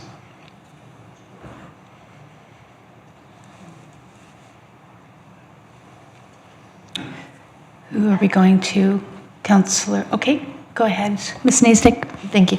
At this time, we get a list of trades and sub-trades people from the developers on the projects, and we are actively going after all of the ones on that list. So beyond that, if we come across someone, or if they tattle quickly on each other, so we hear pretty quickly if there's someone there without one. So we'll ensure we stay on top of that as this goes forward. And specific to this motion, though, would that be included as part of? It's work that's happening. It wouldn't hurt. If it's in there, it'll continue to happen. Perfect. Thank you very much. Councillor Penrod. Thanks, Mayor. Councillor Natelbos, just a couple questions for you. I'll start with the easier one, and maybe you've even sort of primed the pump for this just in throwing to Chief Melvin and to Ms. Raymond. But just to underline that, who have you consulted with in the process of preparing your motion? Go ahead. Just in terms of what? So I'll follow up with my second question, but just to get a sense of who you've, like how much you've consulted with administration, just to kind of nuance your motion and get some feedback from them on how doable this is. I know it's been spoken to a little bit by some other questions now, but just wanted to start with that one. Yeah, I follow my traditional procedure and I consult appropriately with administration, but if you want a history of some of the conversation, I'd be happy to provide that. Yeah, no, not really looking for the full details, just really kind of wanted to underline that there's been that consultation that's happened. So that'll feed into this question. So I know you have a background in law enforcement, and I believe you have a better understanding than I do about the principles and practices of operational independence. in reviewing your motion and thinking on it, that's a piece for me that I wonder about. And so I just wonder if you can speak to how you think about operational independence and how your motion balances the need for enforcement bodies like police, peace officers, bylaw officers to be ultimately accountable to council while also maintaining the ability to make operational decisions completely independently. Yeah, absolutely. I guess maybe I would go to Chief Melvin for this one. I'm not going to speak to how Chief Melvin's staff work for him and the education they have and their understanding of their requirements. I don't think that's a question for me, but I would be happy if you'd like to direct that to someone else. Yeah, sure. That was my next step, is just to throw it to Chief Melvin and Sorry, can I just interrupt you for 1 second? So just the purpose of it, you're asking, I'm just trying to figure out in terms of how this relates to this, like you want to know the operational details of how they're going to do this? the opposite. I'm trying to Okay. make sure that a motion that we're debating doesn't cross that line too far. I don't disagree with a lot that's been said. I think a lot of we don't even know what good growth looks like because we've not experienced it, at least not recently, right? So, and I think we've heard a lot of that. And I'm firmly behind the idea of like having standards and enforcing them. The sticking point for me is this operational independence piece, specifically with law enforcement. And so I'm just trying to, I know that Councillor Nantellenbos will have thought about this. That's why I started with him. And then I just wanted to go to Chief Melvin next to ask how he thinks about the concept of operational independence and if he feels that this motion and the consultation that has happened is in the spirit of that concept. Is that fair? It is. I think we're getting into the weeds here, and I think I think more so what the intent of the motion is, that I think would answer that in terms of why he felt like it was important to put this into a motion, even though there's been work already started. Would that be helpful? Well, short and sweet, regardless of my background, someone's going to get hurt. And as a member of council and as a resident, that's our first priority. So no, I don't think I'm overstepping my boundaries. This needs to be resolved, and it needs to be resolved quickly. Could I pose my question to Chief Melvin? I'm just going to let CAO Schwartz talk to this. I just want to make sure that we're not going to go past where we need to go. Yeah, and I'm hoping that's what I can outline here. I understand where you're going, Councillor Penrod, and I think it's a great line of questioning and something that council needs to sort out for themselves. From administration's perspective, I don't think this crosses into the line of the specifics on the how. It's identifying an intent. It's identifying a targeted area that enforcement is required, but it's not saying this is what you need to do, this is what you need to do, and do it this day. And so short and sweet, we're comfortable with that. As the mayor was just saying, we're getting close to pulling us into the debate on the notice of motion, and I'd like to not do that. But I understand where you're going with the question. Okay, fair enough. That speaks to my concern. I feel like there's some sense that I'm attacking the motion. I'm the furthest from that. I'm just trying to, as I'm always doing, like poke around the corners of where the risk is. And anytime we vote on a motion, I want us to be clear that we're doing what we intend to do and avoid doing accidental things, kind of thing, right? So won't insist on going to Chief Melvin. Anyway, I'll leave it there. But so the specifics that kind of prompted the question is that this motion does give some very specific direction. But what I'm hearing back is that it's specific in kind of, I take the March 1st as kind of an urgency, to your point, that somebody's going to get hurt, we need to jump on this. And that it's month-long, which takes into account this is a focusing of limited resources, and that can't go on forever because there's needs across the community. The last thing that I'll say to this is, I guess my only remaining concern, because I appreciate the craft with which this has been brought forward. My only remaining concern is if this puts us in a position where any time that there's a hot spot that a councillor starts hearing about in the community, that we're as council asking for something similar, right? A targeted task force for speed by Bellevue School or noise on Range Road 241 or that kind of thing, right? I think ultimately what I've heard around council table in the past is that we manage our own precedent, right? So if we go forward with this motion, that's not to say that we would endorse or pass additional motions similar to this. So I'll leave it with that. Thank you. Thank you, Councillor Penrod, for sharing that. And I didn't get the impression that you were, but I just felt like there was some chance that we would go into administration and just was kind of wanting to hold us from going there in terms of the line. So thank you for sharing that. I will say one of the things that I appreciate about the descriptives in this particular motion is because I've had conversations in the last month with some residents about this very issue in terms of even some bins being on sidewalks, blocking people from being able to walk on sidewalks, people having disabilities and things like that, and finding, things out. So I appreciate the fact that you are being clear in these are some of the things that we need to raise the standard in. And so that's how I interpret some of the wording here in this. I'm just going to go to Councillor Hyde and then Councillor, back to you again. Did you want to say something? Yeah, go ahead.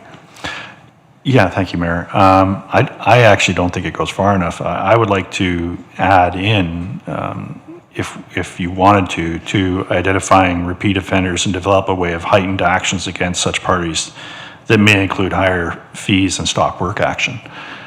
I would like to, look at something like that where we are identifying those repeat offenders. And I don't know whether or not that's already in the works with I'm going to get Councillor Tellenbaugh speak to that because he may have already looked into that. Yeah, no, I appreciate the comments. I would like to keep it as it is now. I don't want to get too specific in what I'm putting forward. Again, appreciate it, and I agree with what you're saying. Just in conversations previously with Chief Melvin, and I believe everyone was there for that, they monitor, obviously, individuals through files, and through files they'll be able to determine if there are repeat offenders. And obviously there's different consequences for those folks who continuously violate some of the requirements or bylaws that we have in place. So I don't want to get that specific. I appreciate where you're coming from.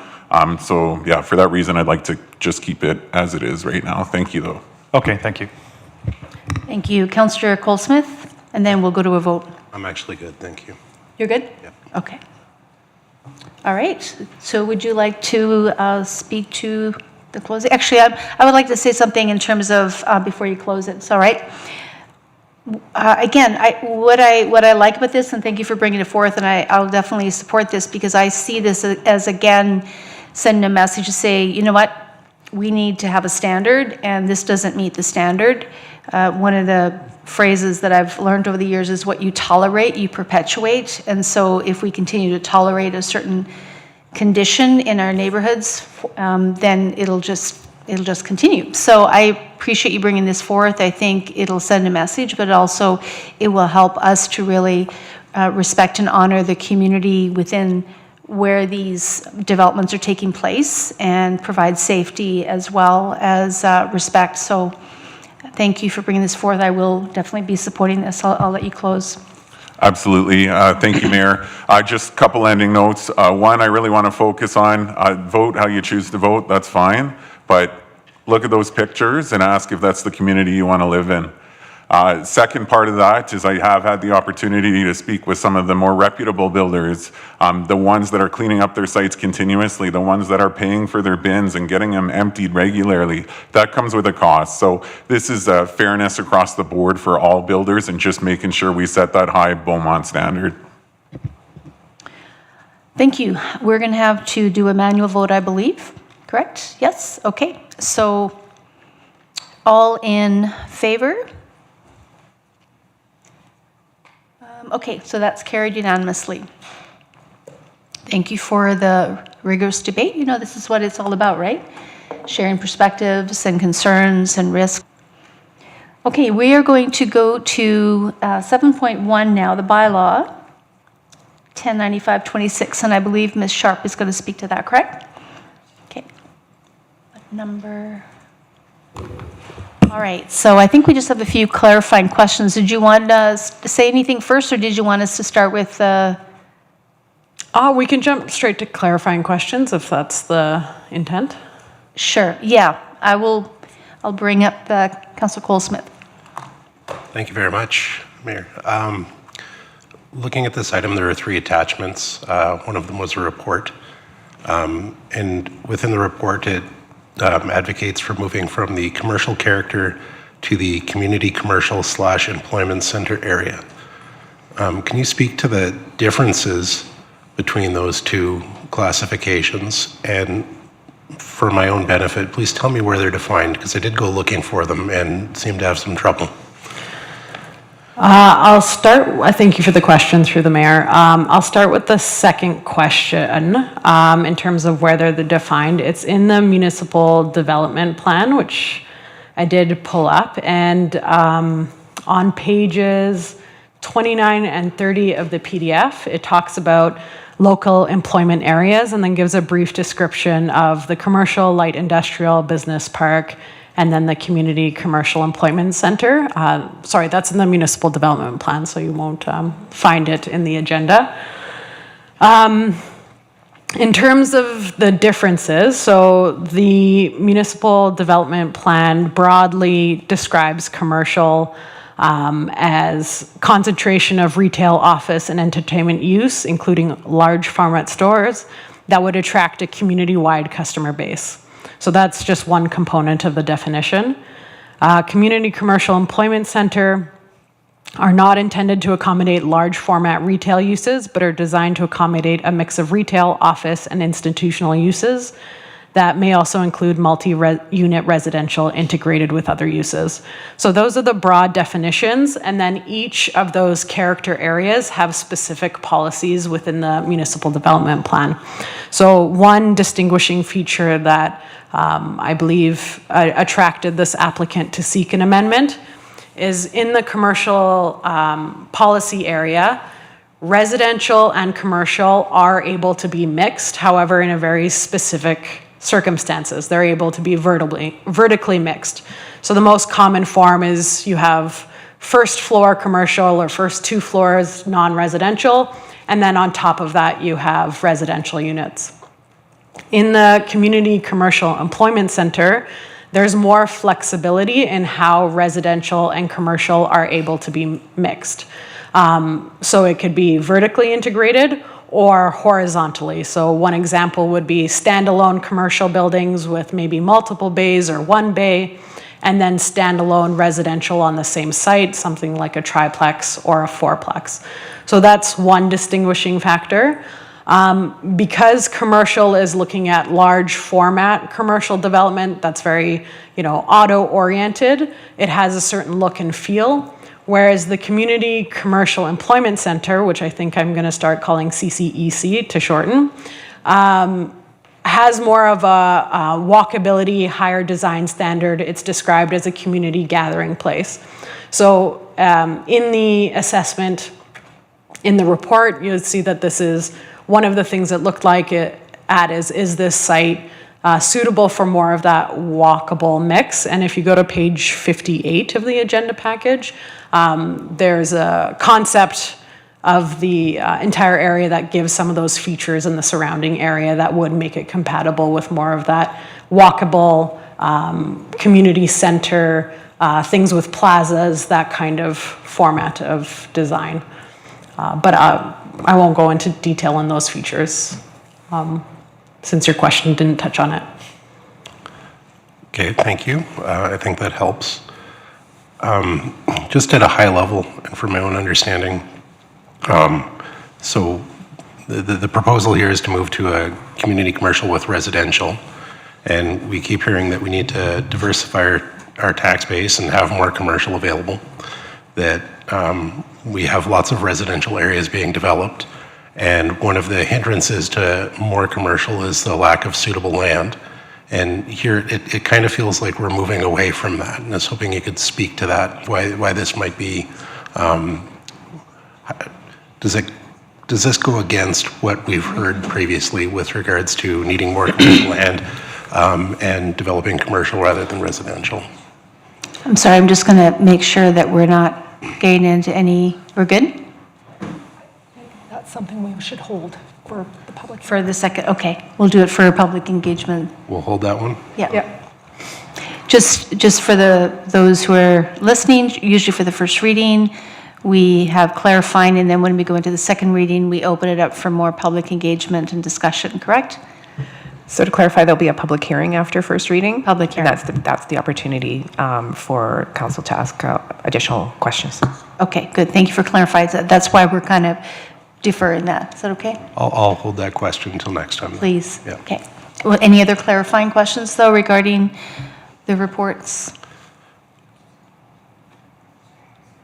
I guess just one quick one. We talked about the community commercial / employment center having a higher standard of design. If you could just elaborate on that briefly, please. Yes. So again, on that page 30 of the PDF of the municipal development plan, it gives some high-level vision of what that would be. So providing attractive pedestrian-friendly public realm, gathering spaces include patios and plazas. In the report as well, there was some pictures provided on what traditional kind of commercial straight development would look like versus something that fits more of that mixed-use development. So that's on page 59 of the package. On the left-hand side of those pictures is more auto-oriented, and then you'd see on the right-hand side, there's more of those gathering places, more articulation in the building, more pedestrian scale, those kinds of elements. Okay, that helps. Thank you. Thank you. Yeah, good. All right, thank you so much. Anyone else have any questions, clarifying questions regarding this? We're in the report. This is just the first reading, so we will have more opportunity, public hearing as well. Councillor Penrod, did you want to have a question? Okay, go ahead. Thanks, Mayor. I was just going back through the report to double check, and so I'm sorry if I missed this, but I just wanted to put a fine point on it. With respect to public engagement, should this proposed amendment pass first reading, we've already spoken to the fact it'll come back for a public hearing. When does administration anticipate that would take place? And please remind me what the process is for informing residents of such a public hearing. How will in short, how will the public find out about that public hearing? Yes, so we will advertise it following the passing of first reading, and it'll come back for a public hearing in March. I believe the 24th is when it's scheduled for. So there's a few ways. One, the municipal development plan is a far-reaching document, so it'll be published in the newspaper and posted on the website. But because this is also site-specific, there'll be another mail-out to residents within a buffer area to ensure that they have another opportunity to give written comments or come and speak at the public hearing if they so choose. And is it true that, do I recall reading that there's no plan for signage attached to this proposal? That is correct. Typically, municipal development plan, because it's that higher order plan, signage isn't identified as one of those ways of notifying. It's the website, the newspaper, and the mail out. Yeah, I just know, I would love it if everybody woke up and read the Beaumont website with their morning coffee. Half the city doesn't get the newspaper. I think the step towards the signage has been a really positive one that has moved the needle significantly in a good way with respect to public engagement and people buying in and feeling like they're being given the opportunity to weigh in when they want to. And so I just wanted to make that comment here tonight.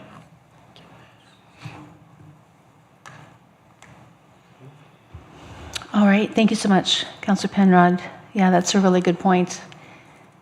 Is there a reason, is it just because of the particular land why there isn't a signage? Can you speak to that, or is that allowable in this question? No, I can answer that question to the best of my ability, and then feel free to jump in, anybody else. But because the municipal development plan is a citywide plan compared to a neighborhood level plan, generally it has implications across the whole city, and therefore typically a sign is not necessarily applicable because it isn't focused on just the impacts to one resident or a grouping of residents, whereas an area structure plan has a neighborhood, and so it's, but even then, like if it's a large area, where do you place the sign to make sure people see it on an entire quarter section? So it's kind of the scale of the plan in which we are amending. Signage isn't identified as one of the ways to notify. Okay, I understand it in theory, but not in practice. I guess another component is the site would be subject to a development permit, and that deals with specifically what is going to be on the land and what it would look like. If it's discretionary or at a large scale, then that would have a very site-specific sign at a later stage in the process. Okay. Okay. Yep. Councillor Murray, did you have a question? Oh, sorry, let me try that again. Sorry, just a quick question. Do we have any other areas that are considered this community commercial employment center within the city right now? Yes, thank you for the question through the mayor. If you actually maybe want to pull up page 53. I don't have page numbers on I think the my- page numbers are Over different. here. Oh, I see, okay. Page okay, 53 yeah. of the agenda package. It has the MDP with the proposed change on it. But you can see on the west side that Elon Central area that is identified for like a mixed-use community center walkable area. Another one you can see is in Beauval in the southeast. So everything with that brown coloring that corresponds with the legend. And then you'll also see what's proposed because this map is associated with the amending bylaw. So that change on the site we're talking about isn't in place unless council adopts it. Okay. Thank you. Thank you. Is it called something different on the map? On the left-hand side, the very bottom legend item, community I'm commercial. probably looking at a different map. as well. You're looking at the redistricting or the zoning map. Thank you for that. Okay, thank you so much. No other questions for Ms. Sharp? Awesome. So I think we have a motion here. Thank you so much, Ms. Sharp. I appreciate it. All right. All right, have a councillor who would like to make this motion. Move it. Councillor Van Nieuwkerk. Yeah, thank you. I would move that bylaw 1095-26, Montrose mixed-use site, a bylaw to amend bylaw 938-19, municipal development plan, our complete community, be given first reading. No further discussion? No, thank you. Okay, let's vote. And again, we'll have to do it manually. So all in favor? And carried unanimously. And then we would proceed to the second reading at a later date. Okay, thank you very much. So right now, we are going to leave.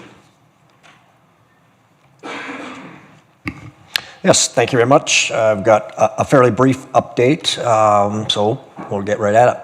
Reminder that tomorrow is Pink Shirt Day, which is an opportunity to reaffirm the commitment for fostering a respectful, inclusive, and safe workplace. Deals with bullying in any form, and that has no place in this organization or this community. So each of us plays a role promoting kindness. Tomorrow we will have our staff wearing pink. Community Service Family Day an event was held at BSRC on February 16th and brought about over 1,000 residents. It's always a big one. And also the 2026 activity guide will be released on March 9th. As was reported earlier, the final sign was removed from the fences along 50th Street today. So those were 4 outdated and non-compliant signs. And I had a question earlier, and just an update on the construction on 50th Street. It's due to some fiber optic that's been installed into a business there. There should be, so it was a little interruption, and I believe we're doing a post to the public so they'll know what that construction is about. That's all I had. Awesome. Thank you so much. All right, we're going to go. All right, we're going to go now to section 9 on our agenda here, new council room. Good. Yes. Good. Yes. Yeah. All right, Councillor Murray. Thank you, Mayor.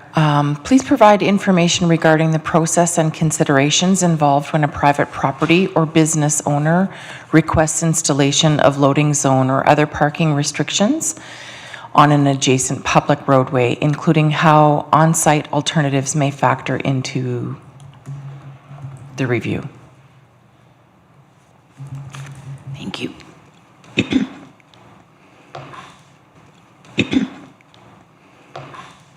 And then Councillor Van Newkirk. Yeah, thank you. This inquiry is in regards to traffic impact assessment requirements. Please provide information on the opportunity to include collecting, in addition to the current regulations, guidelines, and best practices, the lived experiences of residents as a requirement in any traffic impact assessment completed within the City of Beaumont. Thank you. All right, we're going to move now to, I think we have some notices of motion as well. Okay. First one, Councillor Natellenbos. Sorry, let me just try and It's okay. get this on the screen better for you. So I'll just move it down as you read it. Perfect. Thank you. I would like to put forward the following notice of motion that at the March 10th, 2026 regular council meeting, I will move that by the end of Q2 2026, administration bring forward an AI use council policy that ensures the secure, ethical, and compliant use of artificial intelligence technologies within the organization, including but not limited to guiding principles for AI use, risk management, privacy and data governance considerations, alignment with applicable legislation, industry best practice, and municipal policies, where exceptions may be acceptable, and that until a council policy is adopted, administration provide interim guidance and risk mitigation direction to staff regarding the responsible use of artificial intelligence tools with a focus on privacy, security, and legislative compliance, and that administration evaluate an enterprise-level AI solution and includes as part of the 2027 budget process, a recommendation for implementation, including risk assessments and implementation options and timeframes. Thank you. And we have one more, Councillor Murray. Sorry. Thank you. I move that at the March 10th, 2026 regular council meeting, I will move that the motion approved by council directing administration to provide by the end of Q2 2026 a report on potential options, implications, and costs associated with implementing a 2-hour on-street parking limit in Centreville be amended to expand the scope of the report to also include 49th Street from 50th Avenue to 51st Avenue, and 50th Avenue from 48th Street to 55th Street. Thank you. All right, with that, I believe we have one other item that we need to deal with before we move into closed session here. That's correct, Mayor. We failed to include the special council meeting minutes adoption for February 17th on the consent agenda, so we just need a motion to adopt those minutes now. They're marked off here as they're on consent, sorry. On my sheet, it says they're on consent. So they were on consent on the agenda, on the cover page of the agenda, but when council adopted the consent agenda, they were not listed. Ah, gotcha. Okay. All right. Thank you for catching that. All right, we'll go with Councillor Murray. Thank you. That council accept the minutes of the February 17th, 2026 special council meeting as presented. And all in favor? Carried unanimously.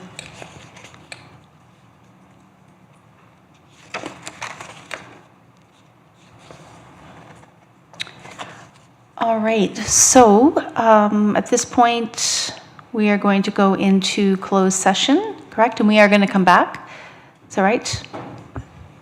There are no proposed motions coming out of the two items, so we could sign off to the public if you'd like. Yeah, okay, that's what I was asking for. Councilor, did you want to say something? You're going to go, okay. So we will, do we need to do a different motion then here in terms of signing off before we go into closed session? I'm sorry, could you repeat that, please? Do we need to do a different motion if we're going to sign off and not come back? No, you can just verbally state to the people watching on YouTube that we won't be coming back onto YouTube. Okay, so those of you who are tuning in right now, as soon as we go into closed session, we will not be coming back because, it'll just be like 30 seconds if we did and not worth anyone's time to come back for you to look at us.